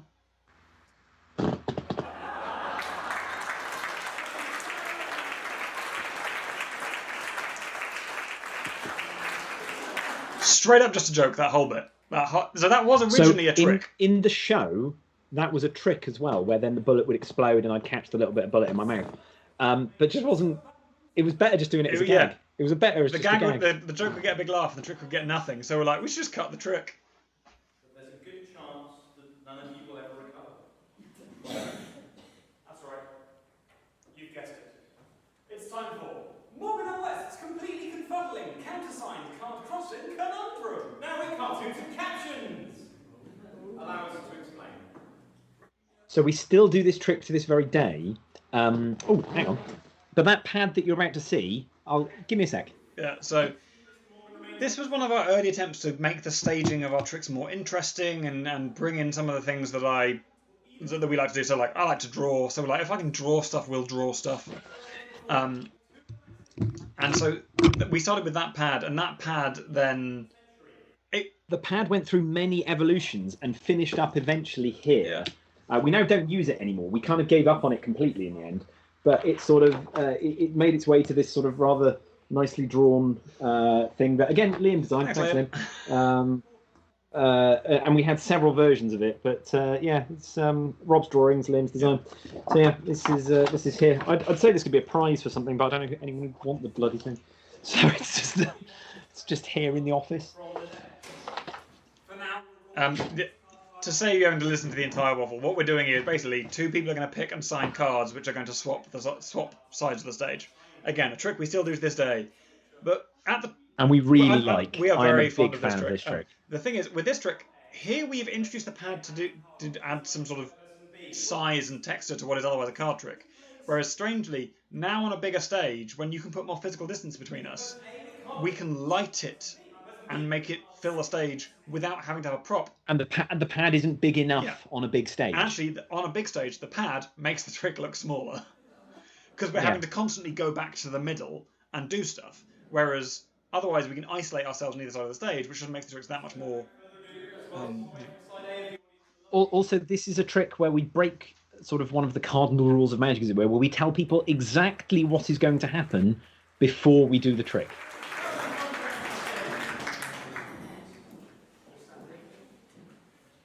What's going to happen is we're going to get two people up. We've both got different coloured decks of cards. They're going to pick a card. They're going to sign it. They're then going to swap instantly. It's quite fun. Here's a staging note which we later pick up. Here we're showing them the cards. Now when we do it, we hold them up so the audience can see them. Because, other people are watching this trick. Yeah. Mark Phillips says, was there an aha moment when you realised in your words that you talk too much? Did a director catch that? What did you do about it? So we did take on a director. In fact, we took them on and they were ours in a day or two. Yeah. An aha moment. You got where I was going. No, yeah, in the end, yeah. No, so we did work with the director later, but I think really it was actually watching back videos like this after we took them. If you just sit and watch yourself, you just kind of go, we talk so much. It's just and one thing we really hate now in magic is just seeing someone perform and they just never shut up. Like it's just a wall of speech because it's very hard for the audience to follow. And so it's nice to have peaks and troughs either in the rhythm or the tone of your speech, or just have tricks where you don't speak, or you barely speak. It also makes it easier to follow what's going on.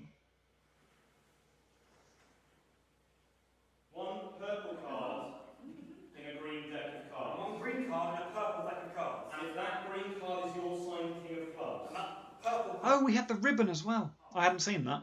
Yeah. There is a ribbon the rope splitting the down stage middle. in two, like nominally, to separate the things. Actually, I've got another version of the pad just off screen as well. The big old, the A2 one that kind of is self-standing. That I can see that one from here as well.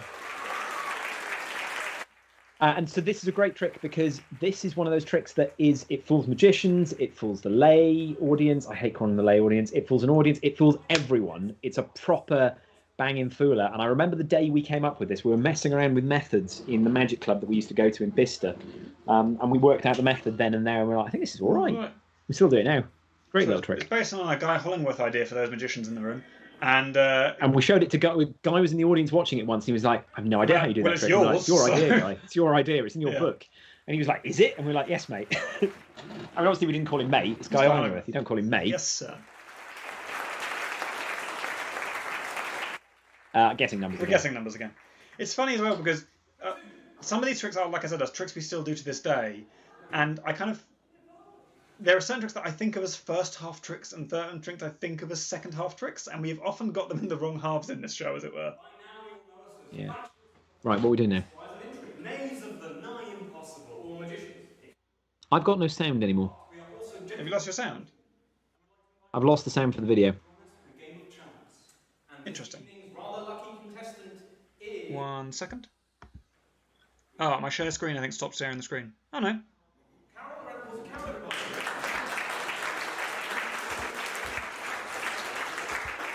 Now? Yes. Technology. Oh, this is the... So again, those of you that saw Bamboozlement will have saw us play the Fabulous Cash Prize thing where they're guessing a coin in a hand. That's this. That person is about to guess a coin in one of our hands. Does this become the ever so slightly dangerous game? It goes straight into Asmenta. Boo. Okay, Carol, just point to the hand that you think contains the fabulous cash prize. I'm sorry, Carol, that's the pretend fabulous cash prize. That was from the real fabulous. This goes on for a bit. Joel in the comments says, did or do we video a lot of our shows? At this point, we would video quite a lot of them to look back on them and improve things and that. Because we didn't have that many gigs. I think we used to video every show. I think pretty much every show because we didn't have that many gigs. So we had a lot of time to work on our material. So you would video it, watch it back during the week, and tweak things or change things or add new things. So again, that's Sherlock. You'd also teach at the same time, but honestly, kids, who cares? We weren't planning lessons. We were rewriting the Sherlock trick. I mean, as Emma in the comments will testify, she often saw me in the photocopier room just desperately photocopying a lesson, going like... Whoa! Once again, Carol, just point to the hand that you feel contains the fabulous cash prize. You may have noticed that as the fabulous cash prize. So I think this is slightly more metered than the one in Bamboozlement in that it's a little bit slower and it's a little bit gentler. I mean, obviously here I'm doing a comedically fast talking bit, but kind of the point of that bit is that it's comedically fast talking. I also think the writing is a little bit hack. Like, also, your comedically fast talking is unintelligible. Yeah. Whereas if you compare this to in Partrix when I'm doing the bit where they have to pick a word from the dictionary, that's like on stage comedically fast talking. Also, these days I don't think we'd ever do something where the person on stage with us is actively losing the entire time. They win at the end. Yeah, I still don't think we do something where we make them. The great lose danger in magic is, like we I said earlier, it's very easy to make yourself look smart, and you really have to resist the temptation to just constantly make yourself look smart, because without thinking, what you're doing there is making the other person look stupid, and she knows that whatever she picks, she's going to lose. Yes. And I'm pretty sure there were times when the person would in this bit would stop guessing, and we'd be like, no. Also, you didn't give it to her. Did we not? No, you took it. You went to give it to her and then you put it in your hand. These days, we'd give it to her. We were tight. We had no money. 50p for a Victorian penny? Never. Oh, so we're not using duct tape anymore. We're now graduated onto just blindfolding with a bit of bandage. I also think that the delivery of this compared to Bamboozlement is a little bit less needlessly sincere. Yes. We're starting to find the like crime solving definitely go lead into crime solving marks the start of us trying to find the funny. In a moment, he's going to shield you from view of the audience. When he does this, please do mix up the cups, cover the wooden discs, and then mix them up such that no one. Cover again, we're talking too much. She is sort of completely not paid attention to what you were saying there. She's zoned out because she's watching me. Mix the discs up. It's so much better to go instruction, thing to look at, new instruction, rather than talk. Because we used to do a lot of, because we thought it was like snappy. One of us talks while someone else does something, but people don't know what to follow. No. And again, you wouldn't do this. I think we cut this from Village Halls eventually because, I mean, we can't see it here on the camera. If you're not in the front row, you can't see a thing. Such that no one knows where that spike is. Not the audience, not him, not me, and not you. No one. Shazam! Lovely, Rob's done. Shazam, we're still going for it. Still not funny. Still not funny. Never was, never is, never shall be. Amen. Again, as seen in Bamboozlement, we're using that table, the top of which looks like the club from like a deck of cards, like the suit clubs, which you and is well unstable. Is very unstable. B, cannot see from the audience, so is only we know it's that, and C, therefore, has very little usable space on the top. It is a bit Victorian operating theatre, actually. It is a little bit Victorian operating theatre. The difference being, if you're in Victorian operating theatre, you'd be able to see the table and what was on it. So TM asks in the comments, is there any risk that the volunteer makes this dangerous for Mr. Morgan? 100% not. And the reason we don't do this trick anymore, we talked about this last week because this is a trick from Bamboozlement. The reason we don't do tricks like this is that there are two options. Either it's dangerous, which is bad, or it's not, which is boring. But by the way, if you've not followed, because we were talking over it, you didn't see it last week, there are 4 wooden discs, one of which has a big spike through. And they are picking hands for Easter down. But because there's not much room on the table, Reese isn't going to slam them down. He's going to kind of push hard but slow down. We haven't ever performed in an old operating theatre in London. We have performed in the dissection room in Edinburgh. Summer Hall in Edinburgh, which was the old medical school. At this point, I'd like to take a moment to say that to everyone here, because I'm aware we have some children in, and also heard we may have some impressionable adults. Good line. So gentle chuckle.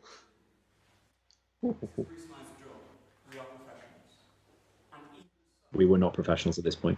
Still an incredibly stupid thing to do. And there's the thing, we can be as earnest as we want in doing this and trying to really sell it. Oh, don't do this, blah, blah, blah, blah, blah.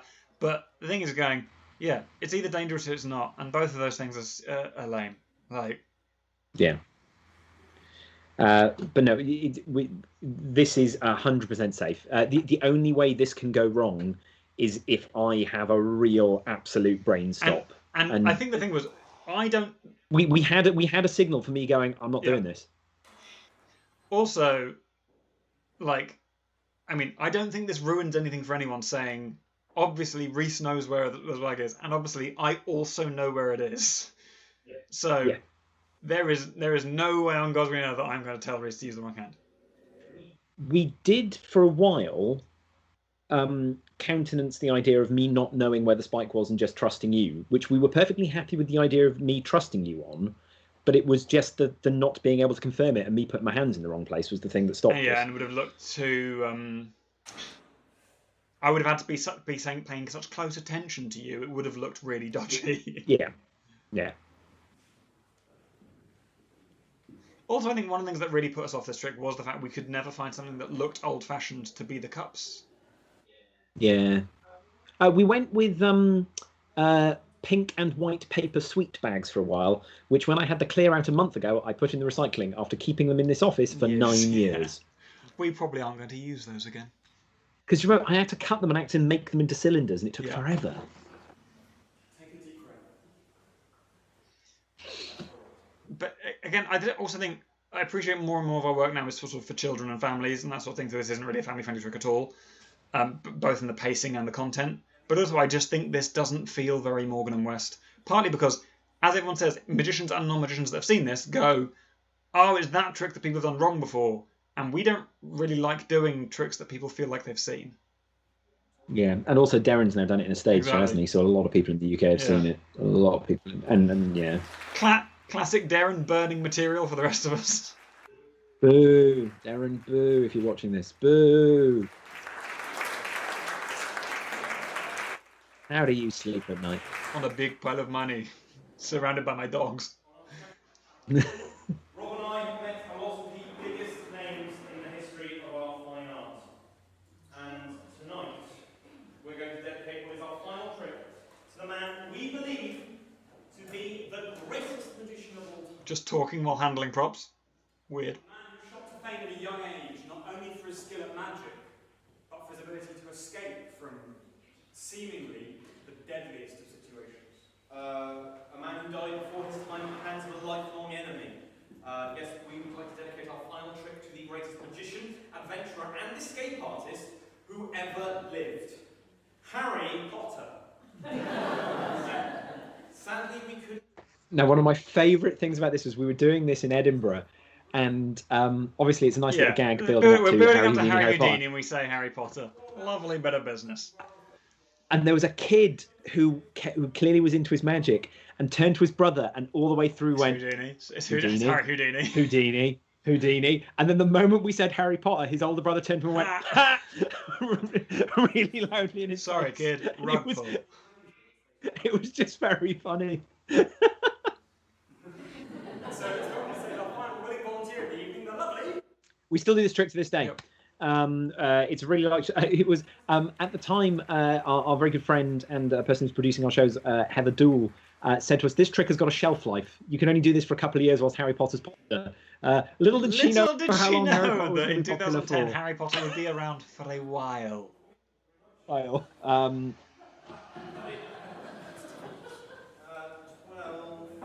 Also, now we have real calipers rather than a set of vernier calipers, which is not at all how you would measure the width of someone's head. no, not at all. It's like getting a Gratuitous bit micrometer, of isn't contact it? juggling. Just gratuitous bit of contact juggling. Yeah.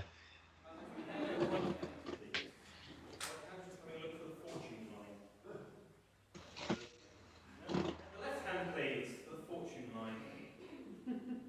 There's good match, that's fine. I feel like our modern handling this is a touch more subtle. Also, there's fewer sections to it, and also we don't empty a tea bag into the tea these days. We just kind of mime it, and it's all a bit silly. Basically, the idea is here that, and there's music playing, and it's basically us sort of reading the person's future to try and We're doing a determine series what of they're going to pick. fortune-telling things and foretelling doom, which obviously in itself is a reference to Harry Potter, because whatever the fortune-telling teacher, I can't remember their name now, but is constantly foretelling Harry's doom. So we thought it'd be a funny thing to do. Emma Thompson, that's her name. Emma Fortune-telling Thompson's teacher. her name, yeah. Emma Thompson. But she gave up the current teaching to become a successful British actor. Yeah. And So Jodie- what we're doing and here Jodie is, because you Mitchell can't see, I've written down the name of a Harry Potter book, very specifically the Deathly Hallows, and Rob has written down A number that I can't three-digit read. number. But a number. I've written down a number.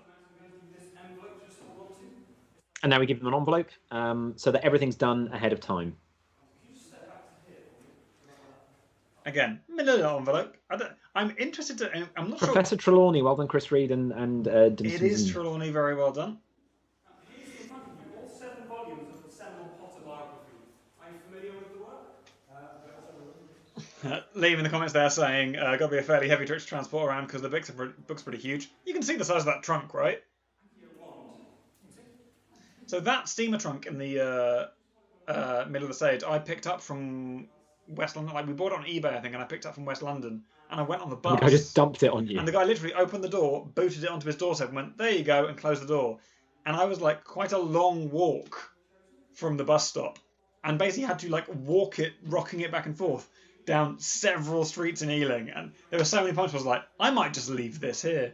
And then to get it on the bus back to Oxford, the guy was like, he was like a megabus, and the guy was like, "You can have it in the hold if you get it in." And it was like at head height. I was cross. No, please, I don't want to touch it. Please do open it up. And could you read out the number written on it? So he's picked a book. Yeah, he's picked a book from the series of the Harry And Potter. in half time, we got people to write down numbers on bits of paper and put them in a box. Someone from the audience has just picked out that number, and we're asking him to go to that page to read and pick a word, any word he likes on that page. It's a book that he's picked, and it's a number that the audience have selected, and he gets to go to any word on that page and pick that word. Are we not using the hardbacks? No, not yet. Not yet. I mean, fair play. We had no money. Then close the book, drop it on the floor, and say Shazam. Shazam. Lovely. And that's why some of our books have broken spines.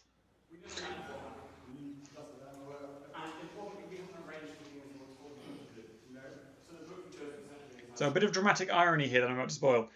The audience know, because they've seen what number I've written down, the audience know that the number that called out from the box is wrong. And also, if they've been paying attention, they also know that it's not the Deathly Hallows. He's picked a different book. Divinations that have been in plain view of the audience this entire time. That's right, I predicted which book you would choose. And I predicted which page you would choose. And I went for Harry Potter and the Deathly Hallows.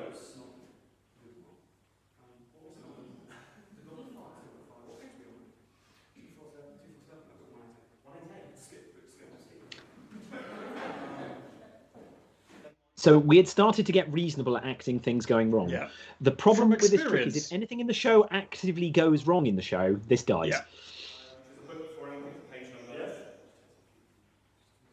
Now, Max, here's the important book. Inside there, there's a piece of paper. I'm not sure if you'll see it. There's one piece of paper, and on that piece of paper is one word. Now, on the count of three, Rob is going to take that piece of paper out of that envelope and show everyone the word. And on the count of three, we'd like you to say your word loud and clear. And if those two words match, then that would be amazing. Here we go. 1, 2, 3. Barty. Muggle. Muggle. Never mind. So we also get the so word we've got wrong. it wrong. And The everything point goes is, wrong. we've got everything wrong at this point. Never mind. Yes. Thank you very much, ladies and gentlemen, for coming out this evening to see us. We really do hope you've enjoyed the show. You've been an absolutely wonderful. So we still do this. We still use this trick to sort of be the penultimate trick in the time traveling magician's touring version. We're just much better at acting it. Much better at acting it. We had some sort of device, like a machine. Yeah, if only we had a machine, which means we could go back 10 minutes and change everything. That would be a time machine. If only we had a time machine. We're time travelers. We are. We have a time machine. We do. Why don't we just go back 10 minutes and change everything? Back 10 minutes and change everything. The prediction will be doing everything. But won't that create a temporal paradox, endangering this audience and possibly the entire world? What are the chances of that happening? Actually, quite high. It's a risk we have to take. But won't that create a temporal paradox, endangering this audience and possibly the entire world? What are the chances of that happening? Actually, quite high. It's a risk we have to take. But won't that create a temporal paradox, endangering this audience and possibly the entire world? What are the chances of that happening? Actually, quite high. It's a risk we have to take. You're right. Sorry. Small point there that only Reese would have noticed. Reese has forgotten that spectator's name, because usually they say, won't it endanger this person, the audience, and possibly the entire world? And has just skipped it, because they've clearly forgotten the guy's name. Forgotten the person's name. Completely forgotten it. Did it work? Of course it worked. How else would I have known that So we chosen would be? later on, we introduced the gag temporal flux there when I'm coughing. So now I've got it right. The slate has magically changed. So now on that chalkboard, it now says the book they picked, and Rob's has magically changed, so it says the number of the page they pick. They take out a piece of paper and we say, what word is written big on that piece of paper? And it's still Muggle. But what is Muggle written on? On 247. Of the Goblet of Fire. And what word is circled on that page? Barty. And so their chosen word It's is circled on that page. It's the page from the book is what the word Muggle is written on. Lovely trick. I'm very fond of it. My favourite thing about that trick is that when Reese had to guess wrong, Reese used to write Order of the Phoenix, but would basically spell it wrong every time until we went, do you want to just guess the Deathly Hallows? Deathly Hallows.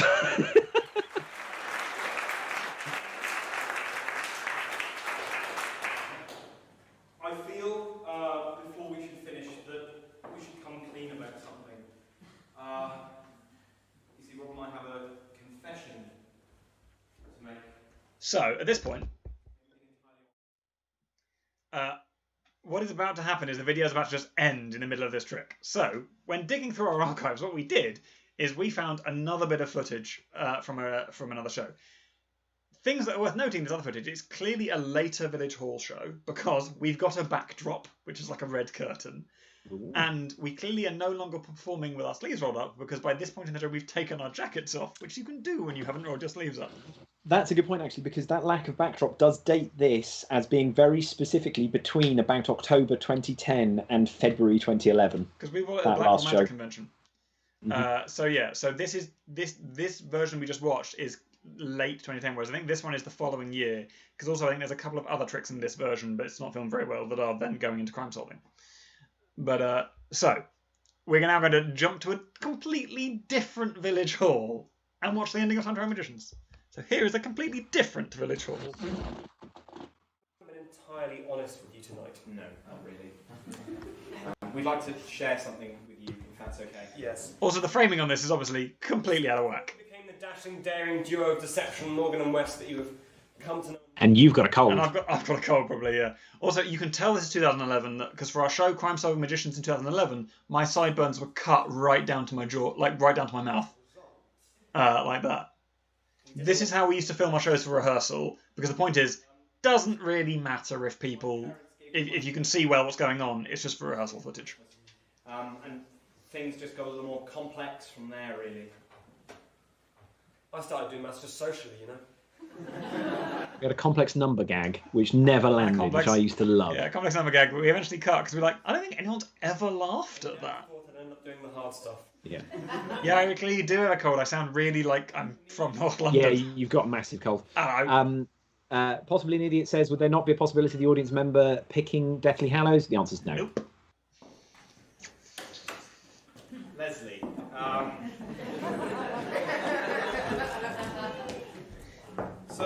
So people are laughing because I've been going back to that person throughout the show to try and get the number, and so they know what's coming. I think also this one does give a sense of how small some of the spaces we played in were, because I think this person is basically just behind where the camera is.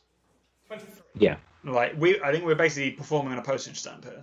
Okay, Which is also fun because I think I know which Village Hall I this think is. at the end of this show we would have just gone behind the curtains and stood there, counted to 10, and then come out to make sure we wouldn't touch our stuff. I think you're lying. I think it's one digit number 2. Yeah.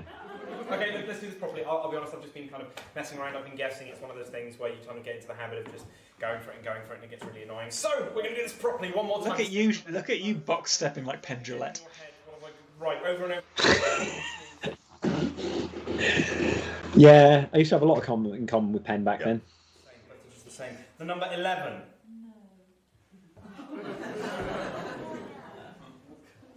I think there are clearly more kids at this one as well, you can tell.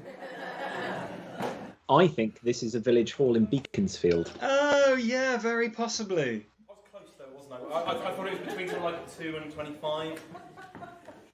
I think this is the Village Hall where that gig was run by the lady who used to be Paul Hollywood's PR for a while. Yeah, very possibly. 57. So that would be 21. Love a pointer. 12 and 5.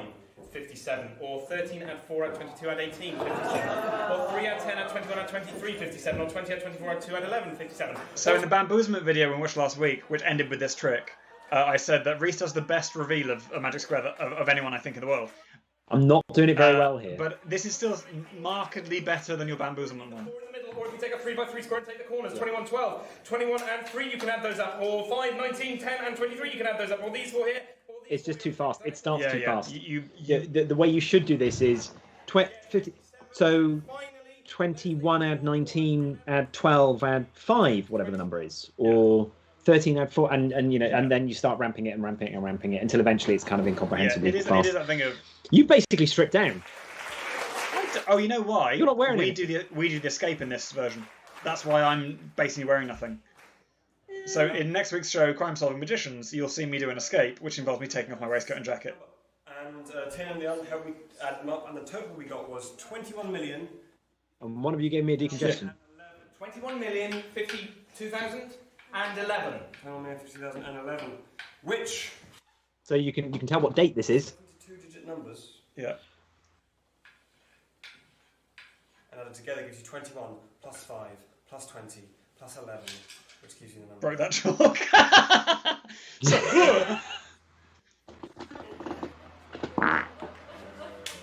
There's more. Leslie. I can't help so if you come to the stage to help us with our very last thing, everyone will give you a huge round of applause. Once again, much like we gave someone last week a big piece of paper, we're about to give someone else. That's the kind of generous guys we are. Small note for anyone watching, there's a red book at the bottom of the screen you can see, which is a fake prop book that says the autobiography of Jarvis Cocker, which was taken from the set of the NME Awards one year, because that's run by, or at the time at least, was run by the parents of Ella, who's in the chat. 11, 25 and 21, which added together give you the number 57, which Leslie has been thinking about for the entire show. And that envelope has been there for the entire show. And Leslie is and this is now me doing my best Derek Brown impression. MW.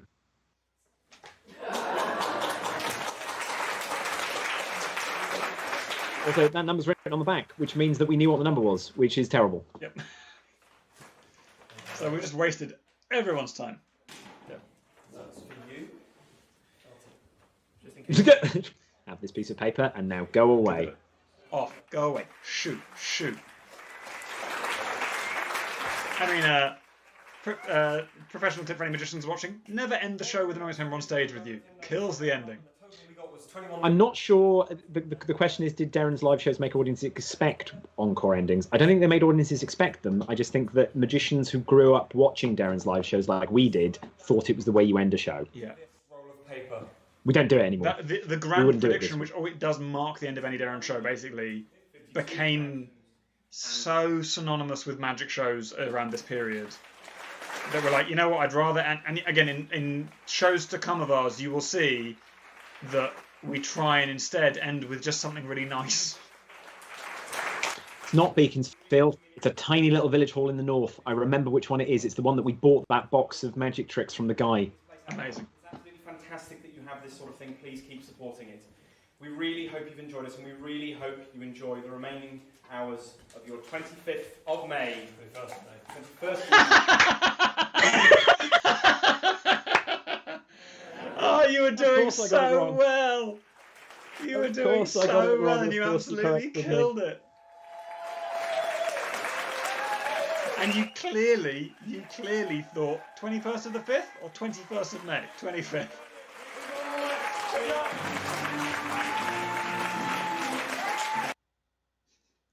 So that, in a way,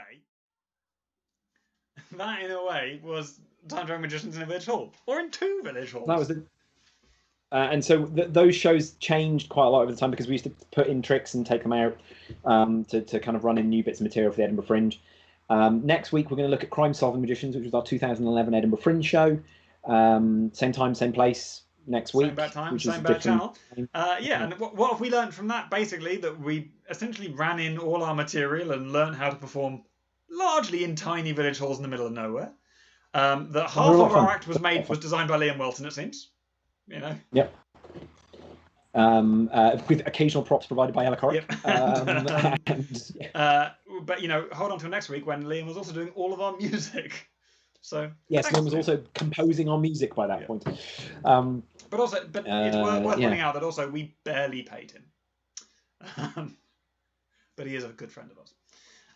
So thanks very much for watching. We hope we'll hang around for a couple of minutes. If you've got any questions, bung them in the comments. Yeah. We really appreciate you giving up your evenings to watch this because it's just a bit of nonsense. Spread the word. Do tell people. It's going to be up for a month. We're not going to leave them up forever. We're just going to leave them up for a month. Please do tell people. But it's really nice to see all the comments as well and people chatting in the comments, which is really lovely. So thank you very much for popping along. Yeah. Actually, I think someone said to us much earlier, which we did not touch on in the comments, but I was meant to bring it up at the end, and I will. Is they said, are you going to do a commentary on one of our kids' shows?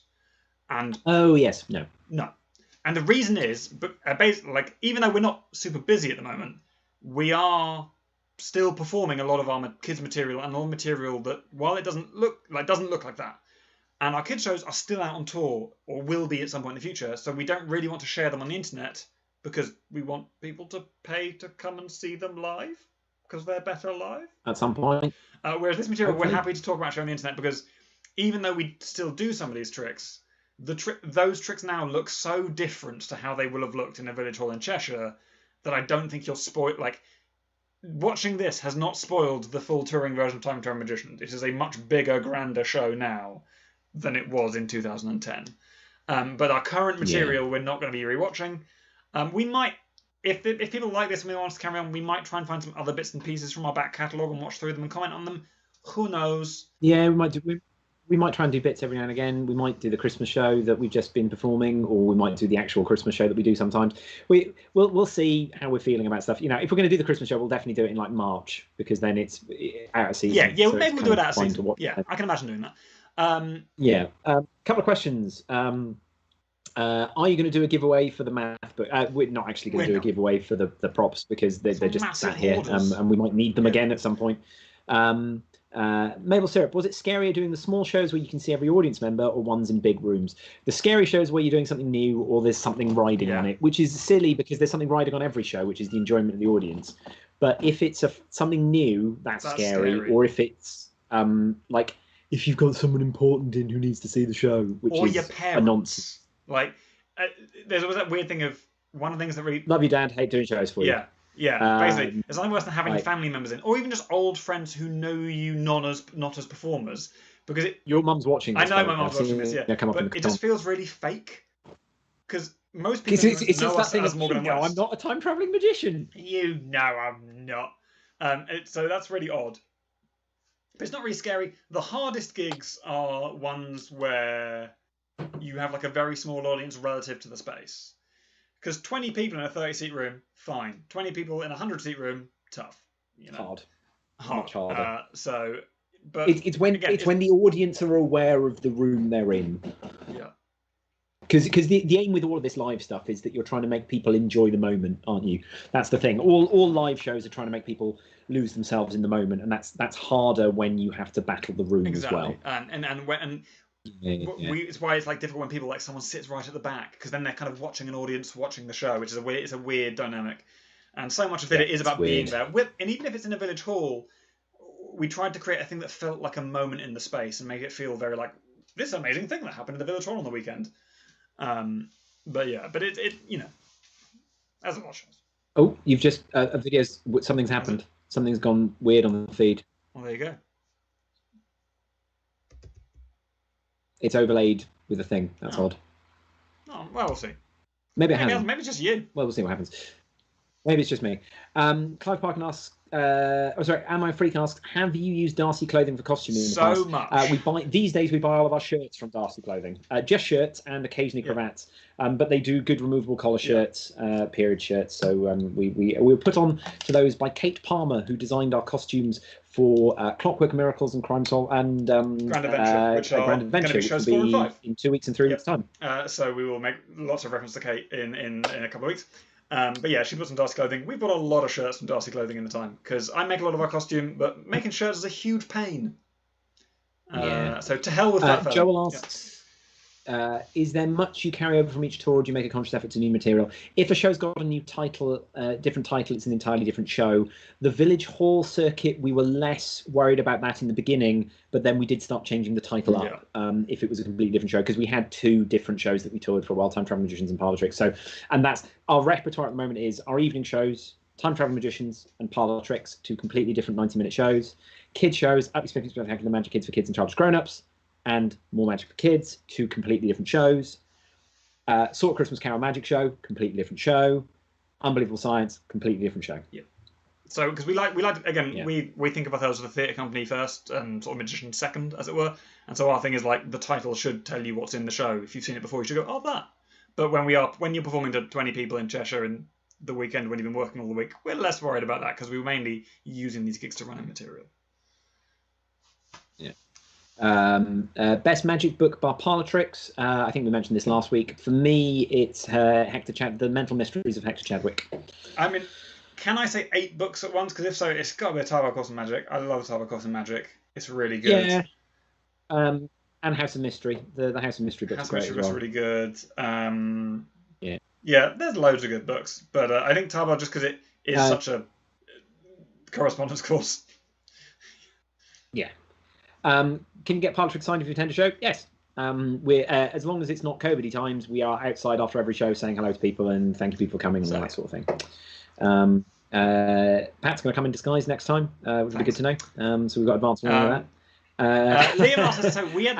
Liam said, we didn't record Line Cheating Scoundrels. We've got one show that comes between Clockwork Miracles and Grand Adventure called Line Cheating Scoundrels, a close-up card show, which we never recorded, and we performed a total of probably no more than about 47 times, including previews. Yeah. Which, when it was us, two of us sat at a card table, like a massive card table we made, and it was 20 volunteers sat around the table, 10 on chairs, 10 on stools behind them, and we did sort of silly gambling themed tricks. And it was a really fun show, but we never filmed it. And honestly, I mean, not that these translate super well to video, but I think that show really would not translate well to video. Yeah, that would. Because it's so much card stuff. So that is like the one show from this entire era we don't have anywhere recorded. There we go. All right. Well, thank you so much for watching. We're going to bother. I think we will probably stick with the 7:30 time next week. I think 7:30 time next week. If nothing else, it means that we're done at a reasonable hour. So thank you very much to watching, and thank you for commenting and being lovely. You're all good uns. You're all good uns. Well done, you. But yeah, and look out on our socials for like images and stuff. But basically, same bat time, same bat channel. We'll be watching Crime Solving. Spread the word, because obviously when we tweet about this and put it on Facebook and everything like that, the algorithms don't tell people. Like, you get like 10% of your audience. Facebook buries anything with a YouTube link in it. So yeah, tell your friends if they might enjoy it. Please do tell people. And we'll leave these links up in case you want to watch them again or people want to watch them after the fact. And we were going to call that a night. So we'll see you all. So, where are you going? Bye. Bye. It's a Space Marine waving. Bye.